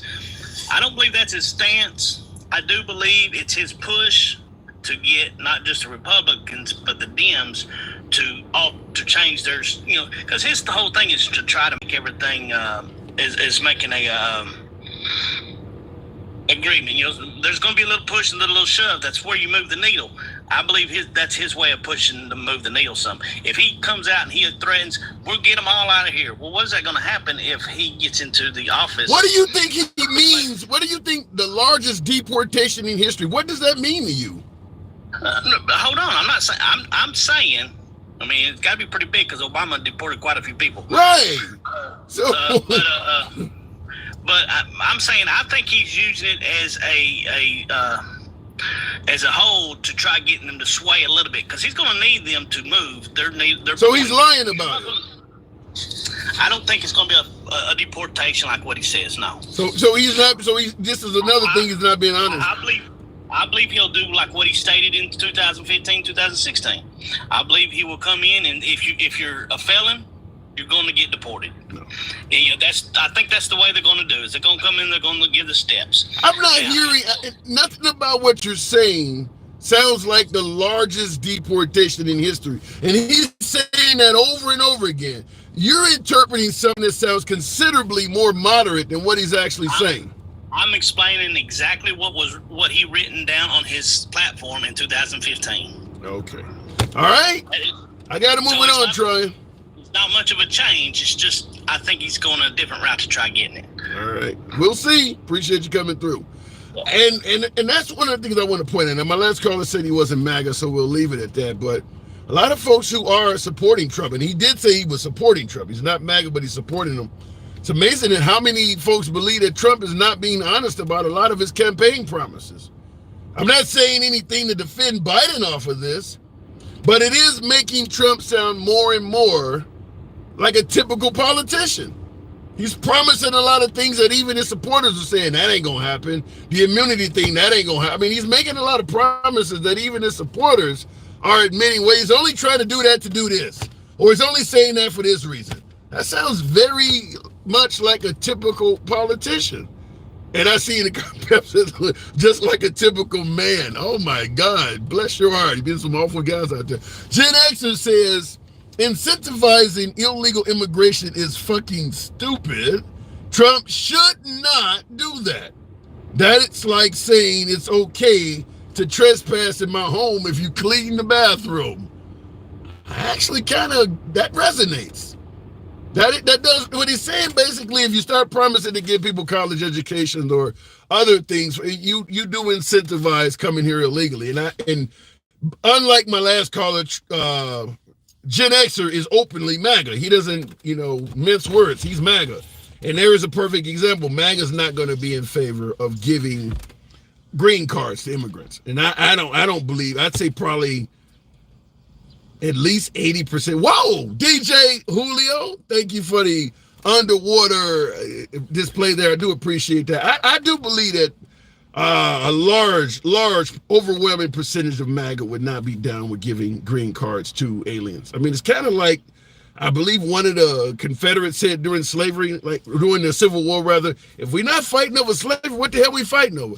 If we're not fighting over getting these folks out of this country that have no legal right to be in it, what the hell are we up here for? Why would you start offering them green cards all of a sudden? I'm sure there are some MAGA sitting around the TV, some Trump supporters asking themselves, why the hell would he say that? What would be we've been going to all of these rallies all these years, and he's made it clear he's going to do right by this country and get all these folks out of here that have no legal right to be here. Now he's up here talking about green cards? Get a rope. Going back to the box. Appreciate you folks that are tapping the screen. That is like completely 180 degrees of what he was talking about. All of a sudden, letting them stay here with green cards. Big Trig has been holding on. Good afternoon, Big Trig. We have the United States Constitution asylum. I don't know. Oh, you mean the Constitution in regards to requesting asylum? I think that would be harder if Trump gets in office. User, Big Trig, is that it? Who am I speaking with? Hey, handsome man, that's the same guy you spoke to a little earlier with the bad signal, man. And then we were talking, and I hope to get in a better signal place, man. So am I coming a little clear? Yeah, I can hear you loud and clear. Okay. You had asked me about that, and my response was no, he's not going to keep those particular promises as far as allowing green cards for college graduates, whether it be junior college or major colleges. It doesn't fit his platform in the way that it needs to, because he has to serve his base. His base is what is the driving force. So it's only just words, I think, but he had to make some changes in his words because it wasn't resonating the other way. Well, speaking of only words, let me clear up something, because I'm always willing to concede a point or offer an apology where I think one may be old. And this one goes out to Mikey L. Latinos for Trump was his comment, and I stated earlier in the broadcast, with a name like Mikey L and Latinos for Trump, I've never heard of a Latino named Mike. A lot of folks corrected and said Miguel. I was letting my other callers get their points across, and I wanted to remain focused. But yeah, Mikey L, my apologies. If Mikey translates from Miguel, shout out to you, Latinos for Trump, if that is your way. But that's what I was caught up in the moment. I will concede the point, but I did believe, I'm like, Mikey? I don't know any Latinos named Mike. But and like somebody else in the comments pointed out, there are Latinos that have maybe an English sounding name. So appreciate that. All right, go ahead there, user. Yeah, what I was saying was, I mean, it's just some of those things that we have been talking about, and everyone's talking about how great things had been under Trump, as well as things that could go back to once he comes back in office. My thought process is no one is talking about local and state government. No one is focusing on the fact that where you live at and where you stay at needs to be handled directly. If you're talking about if the world bothers you on a grand scale out there across the waters or down at the borders, then maybe, yeah, I see you talking about the presidential election. But what about those councilmen that's sitting right there in your neighborhoods? Those individuals that handle the local stuff in your area, right? No one. But let me say this. Even though they're not talking about it, it will be greatly affected. I believe it was I cannot think, was it Sununu? I can't think of the governor that was backing Nikki Haley when she was running. But he stated that Trump cost a lot of down ballot candidates, like you're talking about, people at the lower level. He was like, we know Trump has cost us a lot of Republican candidates, because when people show up to vote, okay, let's say a lot of Trump haters, particularly the liberals and Democrats, a lot of minorities who might normally not vote, when they show up to vote, they're going to vote a straight Democratic ticket. So all the people you're talking about too, the anti-abortion, the people who do not like the abortion bans that are coming out, the women that may have not showed up to vote, Well, they're going to look at the abortion laws and say, fuck all Republicans. So all of them people you're talking about, they're going to benefit. So even though I agree with you, should be a discussion. If the leader of the party is polarizing, the people at the bottom are going to benefit or going to be hurting from it. It's going to happen that way. And the local people they need to take more interest in it. I mean, how many really truly go in there and find out what's happening locally for them, or they just, like I said, you say they just vote straight down on the ballot. Yeah. Hey, I'm going with Democrat all the way down the ballot, but they don't actually know what that individual is doing for them at the local level. I agree with you, but it depends on what you show up for. If you show up because you believe an immigrant the dreamer should be able to stay, you can pretty much be assured that most Republicans think one way on that and most Democrats do. If you're pro-choice and you show up to vote, you probably should vote a straight Democratic ticket. I mean, most Democrats are going to be pro-choice. So hell, it's some pro-choice Republicans, but the pro-life crowd is almost all Republicans. So in some cases, you don't really even need to know. I agree, but in particular smaller areas, it depends on location as well. True, but true. There may be some things that can benefit you from one side or the other. You have to really get in there and say, what's important to me right here, where I stand, in my family. And people, I think a lot of times, they go blindly into the abyss, right? Hey, you told me it was that way, so damn it gotta be that way. I'm taking it. Give it to me, right? I like what you're saying, but guess what? Your life hasn't changed in 2020. Your life hasn't changed in 2020. Your life hasn't changed in 2016. Now you gotta ask yourself, why am I actually supporting something that has not affected me in any way, right?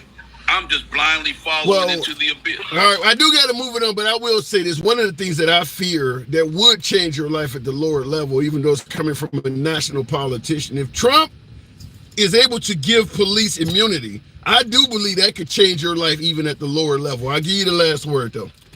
Well, I'll say this. If people are smart, they will see that we're slowly being slow walk back into the past. It's steps being taken, right, that we have to open our eyes and see, right? Small things are being taken away. If you don't open your eyes, before you know it, you're going to be somewhere you don't want to be. That's scary. And that's scary. All right, appreciate it, user. Thanks for coming back through. Come on back anytime, man. All right, moving the program on. And he says, I see somebody in the comments says facts. Yes, in some cases, some things are being taken away. Why did Trump refuse to take a drug test with his parole officer, white privileged justice system? Well, I mean, it certainly, the fact that you are able to refuse a drug test, white, black, or other, that is some privilege. You know, if you got, as Trump has, multiple felonies, whether you agree with them or not, you got to do what your parole officer says. How do you get to refuse a drug test? That would be some privilege. If that happened, that is some privilege. How do you get to refuse a drug test? He said that he doesn't care about them and only just wants their vote. Trump did say that. I don't care about you. I just want your vote. Trump says a lot of things. A lot of my beloved MAGA will tell you they're taken out of context, whatever the case may be. But he does give you a lot of notable quotes that, and I've said this before to many on the program that do believe Trump is often taken out of context. If you say something wild, people are not going to want to hear 30, 40 minutes of speech to make it make sense. It just doesn't work that way. I mean, like, for instance, I mentioned earlier, Trump promising to give police immunity from prosecution because he believes it'll give them their power and respect back. And I think we're talking to Julio at the time. Well, I want to go see it in context. I don't know. I mean, because when Biden gets up there and said, Biden, for instance, Biden stumbled and fell once over some sandbags that were left on the ground. You know how much a sandbag would weigh. And if it's put on the ground and you don't know it's there, even a 5-year-old could trip over that. Nobody wanted to see it in context to why he fell. Damn it, he fell. So I do believe that Trump is getting the benefit of the doubt that no matter what he says, people are, well, I need to hear the context of it. When Obama said spread the wealth around, talking to Joe the plumber, nobody asked for context. It was a dumbass statement. They went with that. When the Black Lives Matter folks or some liberals talk about defunding the police, nobody talks about context. So I don't know why all of a sudden when Trump says something, you need to hear the whole context of it. That's not, I don't think that's being fair. I think that's giving Trump an advantage of sorts. Because when liberals say something crazy, and Trump included, they jump all over him. Trump too. Defund the police is a perfect example. The context of defund the police, instead of giving money to police departments to buy war surplus to use on the community, like tanks and AMRAAMs and all these advanced war equipment, the money should be used to help train them for mental health patients or mental health suspects and things like that. That was what defund the police meant if you take it into context. But the right didn't give a damn about context. They went straight for the gusto on it. So I don't know why all of a sudden Trump gets the benefit of the doubt from context. Furback, good afternoon. Tim, how you doing, brother? I'm doing good. Giving immigrants green cards upon graduation. What say you? He won't do it. You heard Clint, Mr. MAGA himself. He ain't going for that shit. He was hating all on that shit. That's what, you from Chicago, I'm from Indy, man. That's a straight up hater, man. He said himself they had backhoes. What they doing with them? They can't drive them on the street. So they damn sure working, bro. Are you telling me he should go down there and get a job? Maybe that's what he should do. Pull himself up by the bootstraps. Clinton is a friend of the program. You're telling me him pointing out that Mexicans got $100,000 vehicles in front of their house, that means he's a hater? He's a hater. And you know what? When people talk about gas and groceries, we're Americans, man. We some arrogant motherfuckers, man. We don't want to sacrifice shit. When gas was high, didn't nobody carpool or start walking to work. It's a good point. They did that with MLK and they changed some shit. You hurt the pockets, things change.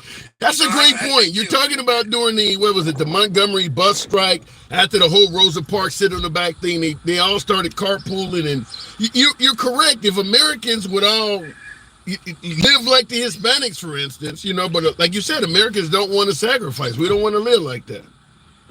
No, like you said, your neighbor can grow the tomatoes, you can grow the greens, he can have goats. But nah, man, we ain't doing that, man. We like remote controls and we like microwaves. We like everything that makes our lives easier. So, Mr. Clinton, just pull yourself up by the bootstraps, brother. You be all right. All right. So what about Biden? Biden get out there and he's stumbling and falling, can't pronounce the word. Would that change your viewpoint of Biden? If he looked like a bumbling buffoon out there, would that perhaps make you consider voting for Trump? If Trump got out there sounding dignified, would you maybe think about voting for Trump? No, I'll vote for you if that happens. I'm not in the race. Well, that's my bigger point. I'll vote for you if that happens. So I tell you like this: I have no worry about that man in his said arena. They talk about 40 years, 50 years of doing this and doing that. Well, it's gonna show up when he's been in that arena so many times. So him in that debate stage, that's right in his wheelhouse. The guy that's going to be out his wheelhouse is Trump. Yeah. Let me interrupt you and say this, because this came from a comment. Winston Barrows says Trump can't give immigrants green cards, that has to be passed by Congress. Well, that's the same argument folks are saying about him offering to get a police immunity. Fact is, why is it that you know that and he doesn't know it? Why is he making promises, according to you, on things he cannot give? Is he just blatantly lying to the people? Do you see Trump as being dishonest, Furback? No, I see him being unqualified. He's not selling buildings, and this is not real estate. This is a government. You know what I mean? And you've never governed on any level. Then I'm not surprised why he doesn't get things passed without an EO. You know what I mean? Like I said, you're 6'6", right? Yeah. 300 pounds. I've heard you say that before. Was you an athlete in school? I played. I wasn't that good at it, but I played a lot of ball when I was younger. Okay, my point is this then. So Kareem Abdul-Jabbar, 80, 77, something like that? Yeah. I bet he could kick your ass right now on a basketball court. And myself included. I wouldn't doubt it. I wouldn't doubt it. So if he comes up in a walker, he can still hit that sky hook. So what I'm saying is, it's muscle memory for Joe. Like, there's nothing to worry about with Joe. He's been doing this shit his whole life. Yeah, I'm not worried about Joe. Joe is going to be quite fine, and it doesn't help Trump to not have his audience. So it doesn't help. So you believe that this come next Thursday, Biden's going to win this debate? Man, I still don't think Trump's going to show up. You think? Wait. Something's going to happen. Why would he not show up? Because he knows what I just said. There's no audience there. There's nobody to play to. So he's just going to look like a bumbling idiot over there where, his mic is turned off and he's just raising his hands. And he looks like Ricky Schroeder beating down on the fucking floor because he didn't get a silver spoon. Now, I've been hearing, though, that it is Biden that won't be on the ballot in November because he is the one. Vivek Ramaswamy just said that recently. That Biden's so much out of his mind that he's not going to show up. Bill O'Reilly's another one that says that it's Biden that's not going to be on the ballot in November. Okay. Well, his handlers will make sure he'll be there. We'll run with that narrative. His handlers will make sure he'll be okay. Like I said, man, this is his wheelhouse. Trump is really, he's out of his realm. I never understood why they thought he would be qualified because he ran a damn company. Like, to me, there's no parallels to the two. But did he really run the country that bad when he was in office? I mean, I think he did all right. And I lean left. I think he did all right as president. And it took me a while to get there kind of with you. You know what I mean? I agree with whoever's the quarterback. They take the wins and losses. Yes. But I think it showed that he wasn't ready when he had to be president. When that pandemic came, I mean, when people talk about things was great. When they was great for 18 months, 2 years. We got 4 years to judge this man, Joe, by. We got 2 years of hopes and dreams of things that may be in grandeur of a guy that when a pandemic came, he fumbled the ball. He fumbled it on the goal line, man. I have no argument for the pandemic. I do believe Trump handled the pandemic miserably. I think he would have been fine as president of the country as a fair weather president. But like you're talking about, when something really goes wrong, now you start picking sides and all of this stuff and dividing the country up, like during war or something like that.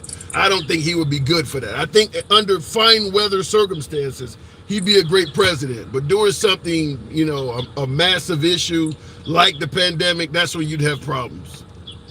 And that shows you right there that he was out of his wheelhouse, because a real politician, a real shake your hand, kiss the baby guy would have been like, hey, I'm just following what the CDC recommends. Yeah. Well, he has to be up front. Because I think Trump would have handled the pandemic better if it was happening in his second term as opposed to his first, because I think he would have done what you're suggesting, followed the CDC, listen to Dr. Fauci and the FDA. But when Trump was running, when it happened right before him running for his second term, and he knew he was going to run on how well the economy had been performing. The pandemic was putting the entire economy at risk because all the three-letter organizations in the government were saying you need to social distance people and do things that are going to destroy the economy. He was trying to defend his campaign and get reelected and have a strong economy. So he was willing to dismiss all of that stuff as much as he could. So he's forced to release partially what the CDC and Fauci is recommending while partially trying to fight to keep the economy open. And it led to him talking out of both sides of his neck. Exactly. And this nails down on the point I've been keeping this whole theme of this chat with you. A real politician would have had more than one trick. Yeah. You know what I mean? Like he would have been prepared. He would have listened to his handlers and said, hey, we got to pivot right now. Yeah. And when he gets in that room on that debate stage, like I said, he doesn't have those rabid fans saying, yeah, call him Flo Joe and this and that. He's going to look real silly out there. I'm really surprised he agreed, because those are Biden's terms. Biden's terms is having the mics turned off, no fans, I'm surprised Trump would agree to that. He doesn't work well in that audience. Well, he's desperate now, and he's grasping for spoons, and he's grasping for straws. I mean, that like this whole thing about giving green cards to people that graduate. Why not do the full money and give them fucking full citizenship? Yeah, I gotta say, offering green cards I'm not saying Trump is desperate, but that does need some explaining. Why the hell are you offering green cards now? That does sound a bit wild, but I got to move it on further back. As always. I appreciate you, man. And I tried to get on yesterday. One more thing. You was talking about the 10 Commandments. It's funny that the guy in the tan suit said that, you know, it was all a hoopla. They're going to cling to their guns, their country, and their religion. That came out. Wasn't that Obama that said that? Yeah, I think that was Mr. Boogeyman Obama. Yeah, he the one that said that. Yeah, it seems like he knew. Yeah, it does seem like, good point. I just thought about that. All right, Furback, well stated. Appreciate it. All right, thank you. Looking in the comments, and there's another one of my favorite clown emojis. I lived through 11 presidential administrations, and I never thought a president made me a success or a failure. That was all on me. Titan Brew, I don't totally disagree with that, but I do believe the president can make it easier for you to be a success or a failure. Perfect example, Obama passing a law that if you make below a certain threshold, your employer cannot put you on salary. Obama pointed out, we got assistant managers at places like Taco Bell, and because they're on salary, let's say you're making $23,000 a year as an assistant manager, I think that's the number he used. You're making $23,000 a year as assistant manager at Taco Bell, and they put you on salary. So now they can make you work 50, 60 hours in a week with no overtime, because salaried employees don't get overtime generally. And as Obama pointed out, when you factor in how many hours they're getting out of that employee, that person is actually making less than minimum wage. Obama came along and passed a law that set a floor for how much you can make and be put on salary. In other words, you can't put, there's only so low that person can be earning, otherwise you got to pay them hourly. You can't be having somebody making $23,000 a year and you're getting 60 hours a week out of this person and you're calling it salary. I mean, that, you know, like you said, you divide the hours up, that's not even minimum wage. So that is when folks say, well, show me a policy. That's a policy that would make you more successful. Now all of a sudden you're getting paid time and a half for your overtime where you didn't. I would say the Obama's Universal Care Act is another one. I mean, medical bills were driving people straight into bankruptcy. So I agree with you. You should be able to be a success or failure despite what the president does, but he can make it easier for you to achieve success. Pre-existing conditions, for instance. Let's say you're diabetic or you got some kind of medical ailment. Your current employer lays you off or you get fired, whatever the case may be. You lose your damn job. You go and get another job and we don't insure you for anything that was wrong with your ass before you came here. So now all of a sudden you're diabetic, prescriptions, none of this stuff is insured. Think that might make it harder for you to achieve success? Now that you got to pay for all of this stuff full retail. So a president can do some things to make it easier for you to be successful. Looking in the comments, Trump tariffs laws were beginning to ruin the economy. I've heard both sides of that. I think I've heard folks say it bettered the economy to some degree, and I've heard folks certainly say what you said. The Obama policy on wages caused a lot of salaries to go up. That's what we're talking about. I will say this. While you hear the right, before I go back to the box, while you hear the right bragging about, let's say, Trump's job numbers or the economy coming from the right, an increase in overall salaries is almost always something you get from the Democrats. You can have really good job numbers under the Republicans. Trump is one of them. The job numbers under Trump were pretty good.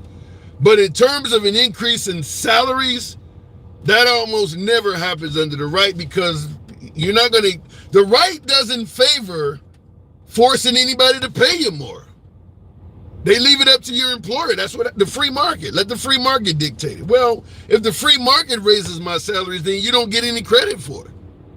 The Democrats will step in and tell your employer, you're not paying them enough. So you're only going to see salary increases being attributed to the Democratic Party. The Republican Party will leave it up to your boss to decide. Going back to the box, moving on with the program. Arsha Fine, one of my subscribers. Good afternoon. Certainly subscribers get first digs always. Good afternoon, Arsha. Giving green cards to immigrants. What say you, Arsha? DJ Julio, thank you. Hi. This is my first time on your live. Can you hear me? Loud and clear, ma'am. Been following you for quite a while. My take on that is, who does he think has a college degree?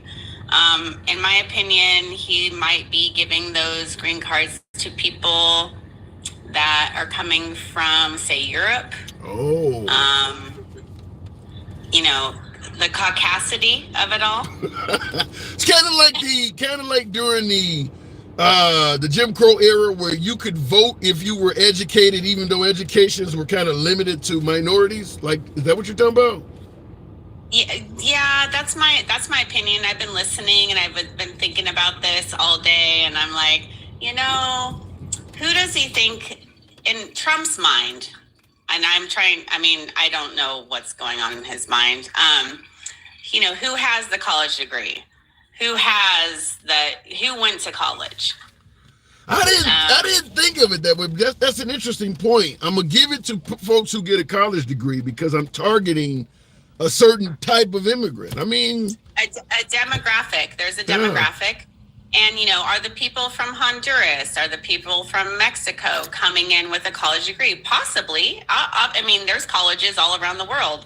But in my opinion, I think that's like let me say, like, a red herring. He's not saying the truth, but he's speaking it out loud. It's like he thinks the YT or the European Caucasian community is going to be more educated. I think that's my take on it. I could be completely wrong, but that's how I view this. I don't know. I have a hard time believing Trump would give green cards to college grads at all. I mean, he's been speaking from a platform of being really tough on immigrants. Now all of a sudden you're giving out green cards. It ain't hard to get a junior.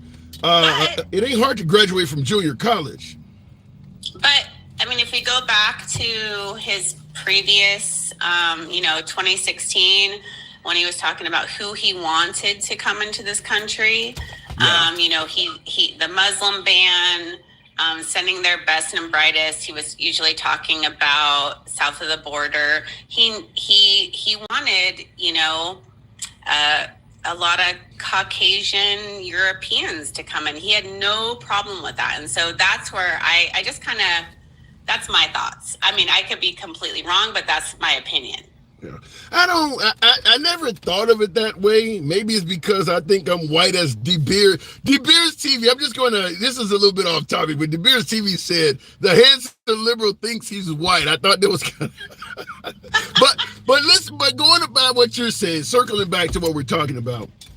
Yes. I didn't think of it that way. It could be some of that in there. I know the type of immigrant that is most likely to achieve a college education, and I'm okay with them, so I'll give them kind of an olive branch, a backdoor olive branch. They could be. Yeah, it's people with money. It might, depending on what country you come from. Obviously here we have to pay, but there's a lot of countries that have, free college and stuff like that. But I think it's a quiet bias. Wow. Let's put it that way. So you do see Trump then as seeing color or being bigoted, or you see some of that?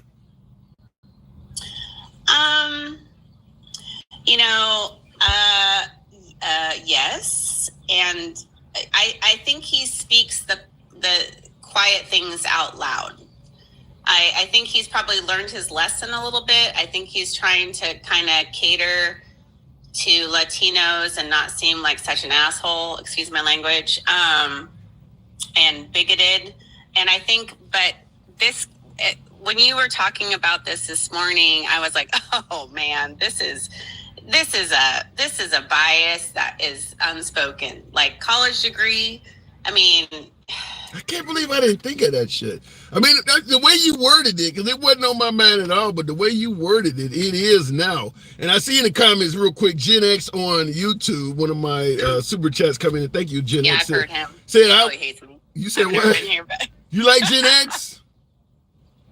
I'm a woman, so probably not so much. It's an uncensored program. It's an uncensored program. You can state your feelings. I do listen to him, and I shake my head and go, "Oh my God, where's Andy?" Or Letitia or Mo Better. Come on, girls. Let's my God. You obviously do watch the program.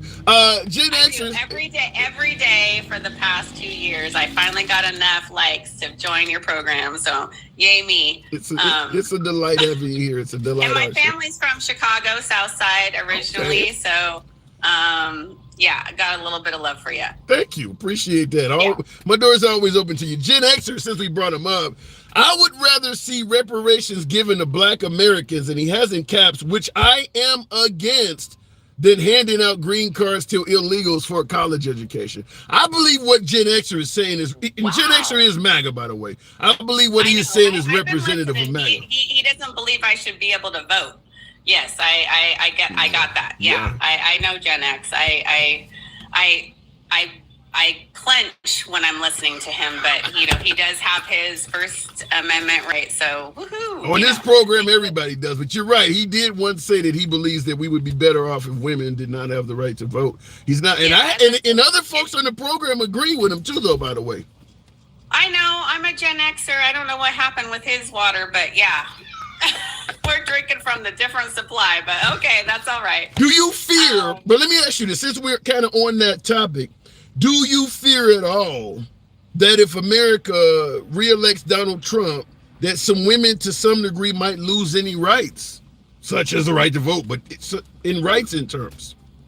Well, I think we've already lost some rights depending on what state you're in. So that happened without Trump, correct? Being in office. I've actually thought about this, and I swing. I've been in politics since 1992 when I turned 18. I've been registering people to vote. I'm all about it. I would consider myself slightly more progressive than right. I almost at this point is like, you know what? Just give Trump his 4 years. Just give it to him. Let's give it to him his 4 years. Let's move on. Give it 4 years. But our shit. Let the baby have the nipple, and let's go. I wish more women would say that to me. But let me say this: if you give Trump 4 years while stating you believe women may be possibly about to lose rights, who's to say after? Yeah, but who's to say after he's gone, you would have any hope of what if some of the damage is permanent? Well, I mean, I think some of the damage is already permanent, within the state, giving the states rights. That's already permanent damage. The Supreme Court, Trump's already done his damage. Yeah, but no, he hasn't done the damage that he could. I brought this up on the program before. Clarence Thomas, 75. Justice Alito was 74. Yes. Sotomayor and Justice Roberts are both 69. They're all of age right now as we speak. Trump could actually get a chance to potentially appoint several more justices. So any damage you think he's done now, he could take America even further right. I mean, he could be the first president to go down in history as somebody who appointed as many as 7 Supreme Court justices. I agree. But there's no guarantee that those justices are going to die in the next 4 years. 75? Clarence Thomas is 7. You don't think if Trump got up there and said, look, I don't want Clarence Thomas at 75 or Justice Alito at 74 to end up like Ruth Bader Ginsburg and cost us votes. We know Clarence Thomas and Alito are very pro-Trump. You don't think they would step down and let him put in a 45, 50-year-old guy? Okay, you got me. Right. Go Biden. You go Biden. And I think I put in the comments, Like, I would vote for Biden in a nursing home over Donald Trump. All right. We're getting somewhere. I appreciate it, Arsha. I do have to move it on. Come on back anytime. See you again. Thank you so much. I love your shirt, by the way, and I loved your shirt yesterday. I live in Hawaii, and you get those flowers, boy. You know, who cares about pink? We don't care about it here. All right. Very nice. Thank you. Appreciate the compliment. All right. Happy Friday. You too. Thank you. Enjoy your weekend. John Roberts has done away more damage than Trump. Than Donald Trump. Well, the point I'm making is we currently have a 6-3 majority on the Supreme Court. However, 2 of the justices are getting up in age. I mean, like I just pointed out, Clarence Thomas is 75 and Roberts is 74. Everybody don't live to be fucking 80, folks. Everybody don't even make 80 years old. One of those 2 gentlemen could actually pass away during the next term. 75 and 74. If you get 77, 78 years of life on earth, that's a full life. So if one of them perishes during the next term, the next guy that's elected gets to make the appointment. Now, I do believe strongly, though, considering how much Alito and Clarence Thomas are pretty much in Trump's camp, I think he could probably get them to voluntarily step down. They would go out as heroes with MAGA. They stepped down, they sacrificed their remaining time they could have been in office for the party. Trump would celebrate that. And MAGA would love it. And then he could appoint, somebody that's young as Amy Coney Barrett. I think she's 50. And that keeps that Supreme Court on the right side of the aisle for the rest of most of our lives. If he could replace Alito and Clarence Thomas with a 45, 50-year-old hardcore pro-life justice, the Supreme Court's going to remain right for the remainder of most of your life, because the other 3 he put in are fairly young. Talking about Comey and Kavanaugh and the other person, they're fairly young. So now he gets to put in 2 more of them that's in that age category. So when you say whether you want to vote for Biden or Trump, you're talking about $2 gas or inflation or all this other shit. That stuff comes and goes, folks. If you support Trump, those Supreme Court picks are far more important to you than bringing back $2 gas. And the same for Biden. If you support Biden, you're going to be dealing with those Supreme Court appointments until, like I said, maybe until you die. That's far. $2 gas, that shit comes and goes. The economy, there are times when the economy is good, there's times when it's bad.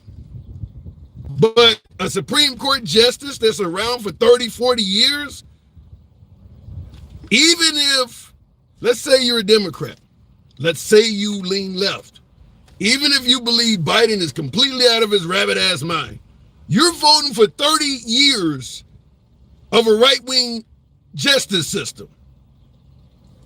If you lean left, it shouldn't matter what condition Biden is in.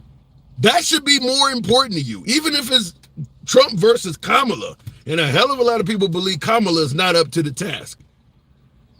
So you go with Trump and turn the Supreme Court further right for the rest of your life because you didn't like Kamala back in 2024. So I want to point it out to you. This is what's on the line here, folks.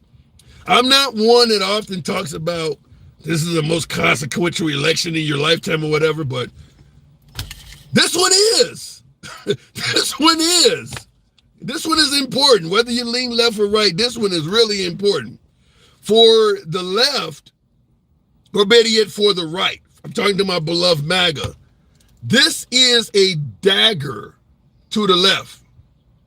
If you can get Trump back in there and get at least 2 more Supreme Court appointments, Alito and Thomas, you might get lucky enough to replace Roberts or even Sotomayor with them being 69.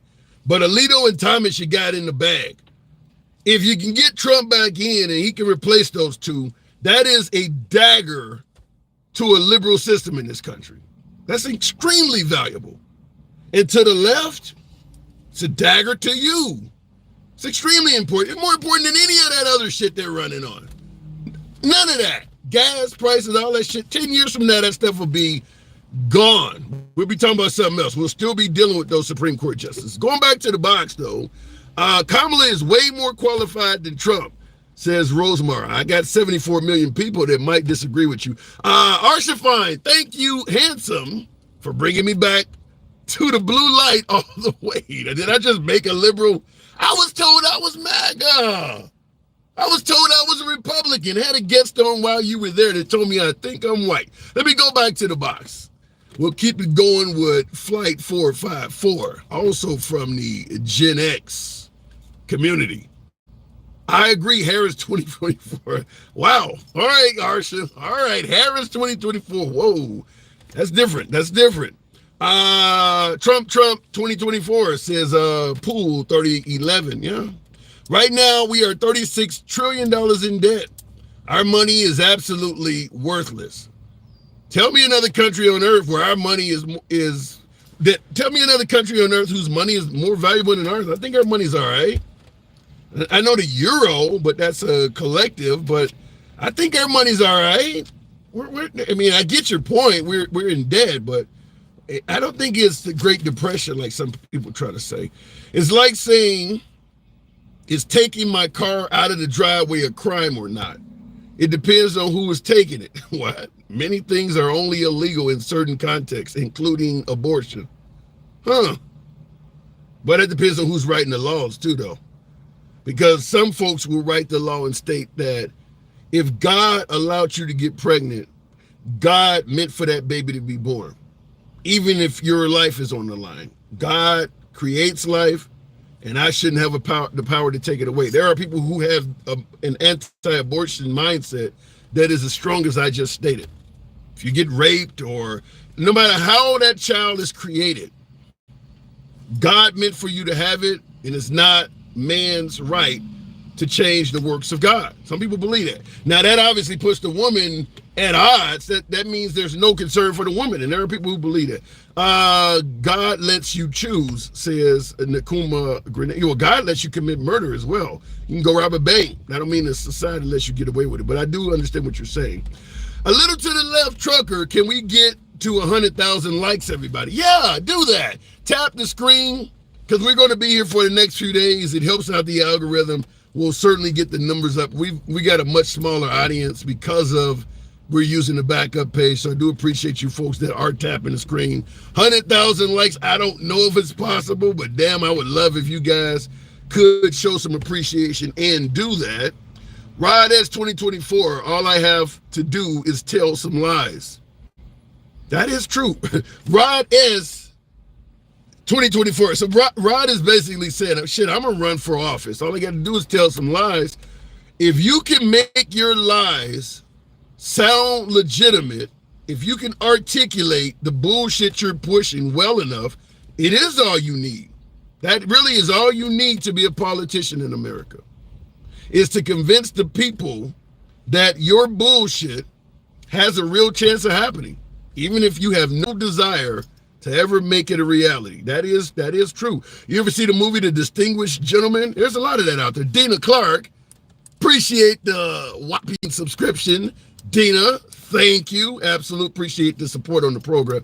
Going back to the box though, RDL, having a bit of trouble with some of the guests. RDL, and thank you, Dina. So should we not get treatment for diseases because God didn't stop us from getting sick? Well said.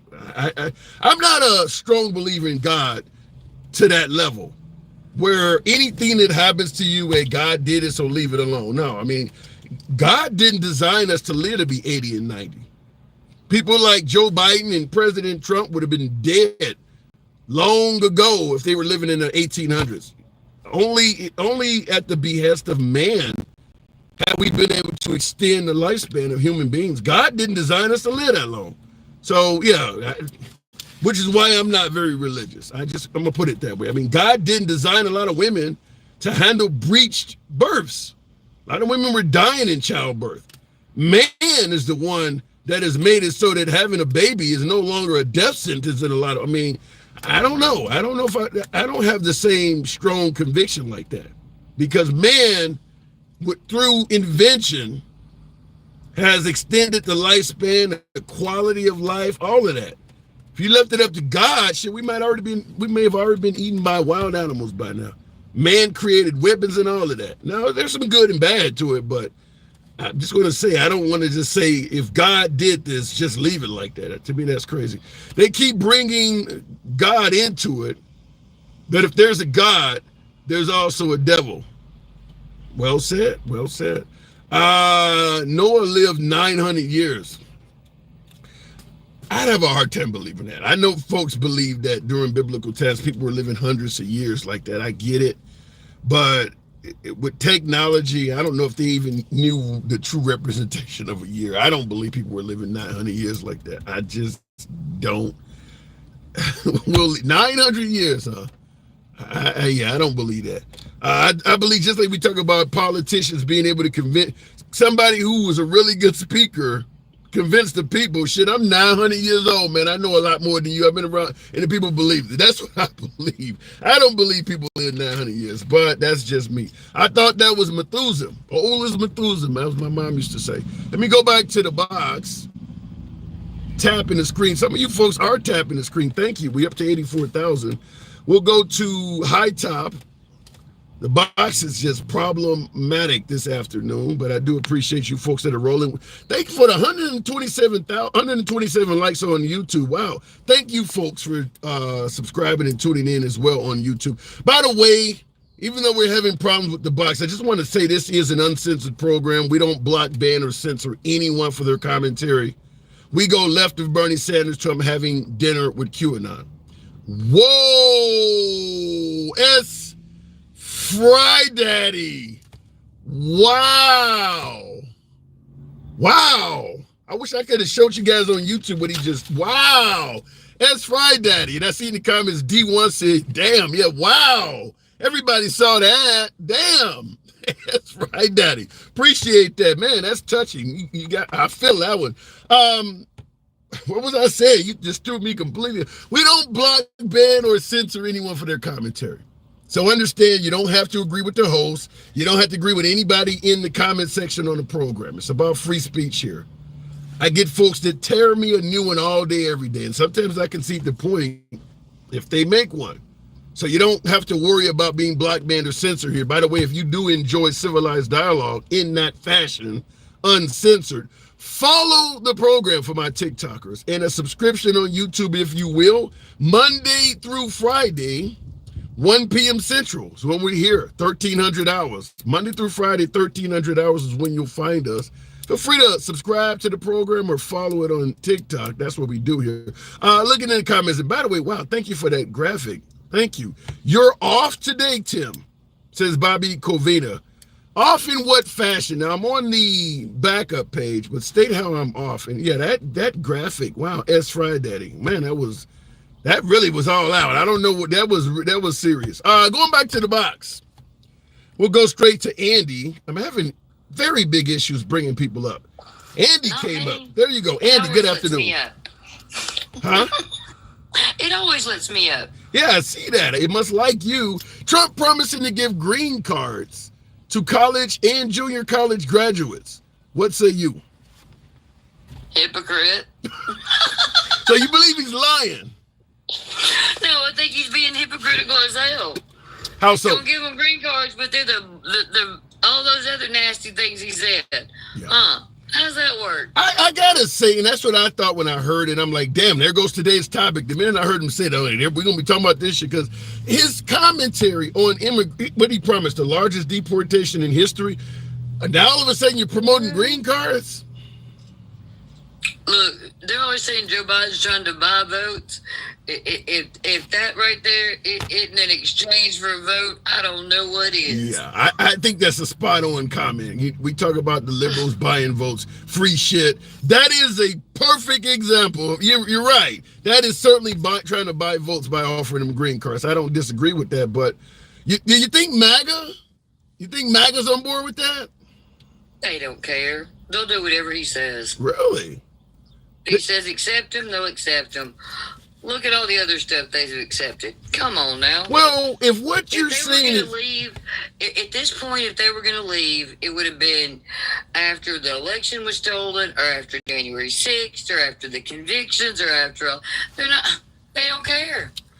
I will say this, and I do agree to some degree. I kind of agree with what you're saying in regards to there are a lot of MAGA that's going to roll with Trump. No, even if Trump, like for instance, if Trump said we need to reach out and actually befriend or at least reach out and give an olive branch to our adversaries like Kim Jong-un and Putin, they'd agree with that.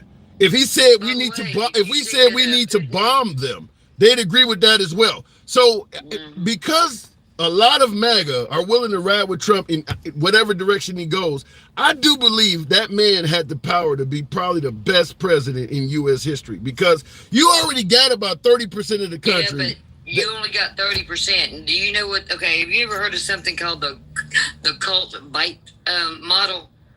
Behavior, information, technology, and emotion. Those are the things. If somebody controls, makes you a cult by psychological standards. Yeah, but if you look, like I said, if you look at the bite model. Well, but here's what I mean when I say I wanted to bring up something to you that I don't do. So you saw Kim and Putin meeting, right? Yeah, driving a car together, looking like they're in Bill and Ted's Excellent Adventure. Rolled out the red carpet and everything. How are we going to be friends with Putin and Lil Kim? But think about that, though. You're talking about Putin and Lil Kim, Kim Jong-un hanging out together. Trump was on a good rapport with both of them. Maybe if we're having concerns about Putin or Kim Jong-un, maybe Trump would be a better leader because he was on good terms. Let me give you the quote that Donald Trump said. I love little Kim Jong-un because he rules his people with an iron fist, and they respect him. No, they fear him. And so if he respects him because he rules his people with an iron fist, he's not talking about what he's going to do out in the world. He's talking about what he's going to do to us. Damn. Well, I will say that's just like him suggesting if you give police immunity, it'll give them their powers and respect back. I think he's misstating the word respect for fear. I mean, because just like you're talking about ruling with an iron fist, the people don't respect you. They're scared as hell of you because they're fearful you're going to do something harmful to them. And you know how you're always telling me that Biden should be out there spreading the message and whatever? Yes. What is this nonsense that Trump is going, I might lose the debate on purpose? Like, really? Is he saying that? Dude. He said that shit. I'm saying. So how can anybody defend that? And now Republicans are parroting that. I might lose the debate on purpose. He really said that. Mm-hmm. Well, I give Trump credit for this. He is setting up avenues to use if things doesn't go his way. If he wins, see Biden was a buffoon, or see I'm a better leader. If he loses, I told y'all I was going to do this on purpose just to see. I mean, he's setting up exits. Every rally, it's the election's going to be stolen. Sound familiar? I need the source, though. In the comments, Andy. His last rallies, he was talking about how we got to keep them from stealing the election. I mean, he's just like, it's like we don't need people voting. We need people at the polls watching, was his comment. Okay. Well, Bob Einbecker on YouTube said what I kind of agree with. I need to see the source that he said he's going to lose on purpose. I think it was his Wisconsin rally over the weekend. Did you not check those out yet? Wait, say that again? I think it was the rallies over the weekend. Well, that's where we're getting this giving green cards to immigrants from, is his rallies.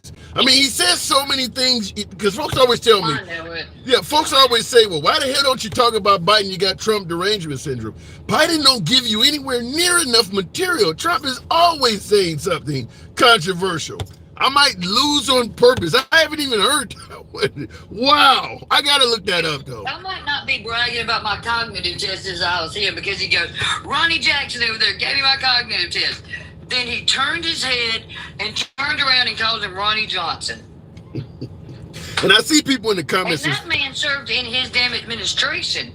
That's not just, he don't just know him, he knows him. Yeah. They will not criticize Trump for anything. That's why I said they just don't care. It don't matter what he does, they don't care. And that's what scares me the most. It's not make him an effective leader, it makes them lemmings. Well, I think we could possibly. Look, Putin's people follow him too, and they're all getting conscripted, aren't they? Yeah, well, yeah. Putin's people don't have a choice. You either follow him or bad shit happens to you. And what happens to Lil Kim's people? So, well, they really get it bad. I think in Russia you have a little bit more freedom to speak. In North Korea, it's awful. I mean, you can't even walk past a picture of Putin without having to do certain things. It's real bad in North Korea. One of the first things that Donald Trump did when he got Truth Social was he didn't want anything but post negative about him. I mean, he is telling us, and nobody is listening. Wow. You're scaring me. You're scaring me. You're telling me this man is a true aspiring dictator. Listen to the little things, not just the big ones. Well, even Dr. Oz, you yourself said it. Dr. Oz said he could have been dictator if I'm up there to keep him from being one. It's like Oz is saying he can be a dictator, but if I go up there with him, he won't be. Wow. Like, that's arrogance on top of arrogance. I mean, you did a whole show on it. It's the notion that everybody knows, but nobody will really admit it to themselves. Yeah, I do think if he doesn't win, there's going to be all kinds of books coming from the Republican side of the aisle. But your friend says Andy is sipping the ripple a bit early, ain't she? You know who that's coming from. You already know. I don't drink, actually. And matter of fact, people that come on TikTok and drink annoy the hell out of me. By the way, did you notice they dropped the number of followers you have to go live? So we have a whole new influx of people that have never been on the app, and they have like less than 50 followers. Like, I did not even know that was a thing. Like, they just started popping up everywhere this week. Wow. So be aware. No, I did not know that. They don't know TikTok friendly language. Wow. And they just say whatever comes to the top of their head. Matter of fact, a guy called me the S word, a W word, all the, and I said, what is the W? What WH word? What is a W word? And he told my husband that. What is the W? Is WH you mean? Yeah. Oh, damn. And he told my husband all that too. My husband just laughed at him. Wow. He said, dude, I can see why you're single, and went back to work. So 50 viewers, 50 followers, that's all you need to go live. Yep, see? Damn. All right, I got to move it on, Andy. Thanks. See you. Always a pleasure. And look at the comments. My husband would have unalived him. Yikes. Your husband sounds frightening there, Pep. I got less than 50. So what, says Alter Ego. Alter, appreciate your support of the program. Apparently he said it during an interview with Steven Gruber. I want to hear that. I might lose on purpose. Did Trump really? Wow, if he said that, I might lose the debate. I mean, I think that is what I will give the win to Trump on, over Biden. I'll give the win to Trump over Biden on this every day, is that Trump can say some pretty wild stuff and feel confident he won't face the same level of accountability as Biden, such as, if Biden had talked about giving police immunity, oh my God, not only the African Americans and Hispanics, but the progressives in general, I think the libertarians, they would have hammered him for that. Trump talked about giving police immunity. Well, you can't do that. Don't worry about it. And that's it. That really is it. So I do give Trump credit that he can say a lot more things and get away with it. Probably, I hate to say it this way. I know my beloved MAGA may think I'm disrespecting the guy, but probably because he says a lot of wild stuff. He's kind of flooded the atmosphere with wild things. So, hey, he says things like that. That's what he does. So he's gotten to the point by saturating the market with all kinds of wild statements that he can, it's just another one. Whereas like Biden, for instance, we talked about the Bronx, the rally Trump had in the Bronx, where his team reportedly stated there was 100,000 participants, 100,000 supporters showed up. I mean, there were so many reports that the actual numbers were a fraction of that. Biden gets up there and says, I'm speaking in front of 100,000 people, and it's only 20. Well, that shows he's an old man he can't even see. He can't even count. This crowd is clearly a fraction of that. And here he is saying he got 100,000. That shows how old he is. Trump, well, he always says that. So, yeah, I certainly give the win to Trump because he can get away with saying a lot of wild stuff, and there is no accountability for it. I mean, yeah, he just says that stuff. I mean, we move on. So you may have that You may have 2016 through 2020 for your next commander-in-chief. A lot of folks will go hooray, $2 gas and all of this stuff, but we'll see. We'll see. As always, folks, 104,000 likes. Wow. With an audience that's about a third of the size of what we normally do. So I do appreciate that, folks. It is your boy Tim, Monday through Friday, 1,300 hours, 1 p.m. Central. That's where you'll find us. Feel free to follow the program. A subscription on YouTube if you favor free speech. Who gives a damn what the people in the comments think or what the host is thinking when you have the right to state your opinion? We will always support that on the program. It is MAGA friendly, always will remain that way. Indeed. Catch you guys tomorrow, as always. Certainly for my YouTube audience, thank you for the support. Right now we have AI-generated assistant that you can all participate with. That has read 100,000 books. You can communicate with it and interact with it just like a person. Ask it anything. That's frightening. That is really, really frightening. I suppose there'll be key questions you can always find out to make sure it's not AI. Like, for instance, during World War II, my grandfather used to say, if somebody was off in the distance and you didn't know if it was friend or foe, he was fighting the Japs. There was a phrase they would yell out that had to be repeated back because the Japanese, their pronunciation of the letter R or something like that, they can't do it because it's not part of their language. And the Americans could tell right off the bat, they're lying. They're not, they're not friends. There was a way to determine, because, you don't want to shoot your friends if they're, off in the distance. So they had them yell back some shit like that. Or in some cases, ask them, who is the partner of Mickey Mouse? If you're not from America, you're not going to know it's Minnie because you don't watch American TV. And they were using stuff like that. So I get your point. Looking in the comments, though, real quick. Biden 2024, save America from a radical right-wing dictator. Damn. Who only cuts taxes for the rich. That's actually not true.